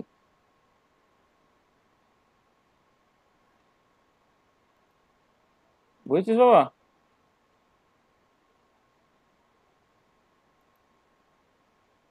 স্যার আর বোসন বলতে কি সত্যেন বোসের মানে যেটার জন্য নোবেল ফসকে গেছিল সেটাই বোসন, সেই বোসনের কথাই হ্যাঁ, বলছেন? হ্যাঁ, সেটার জন্যই বলছি। সত্যেন বোসের যে কারণে নোবেল ফসকে গিয়েছিল না, তুই ভালো বললি তো।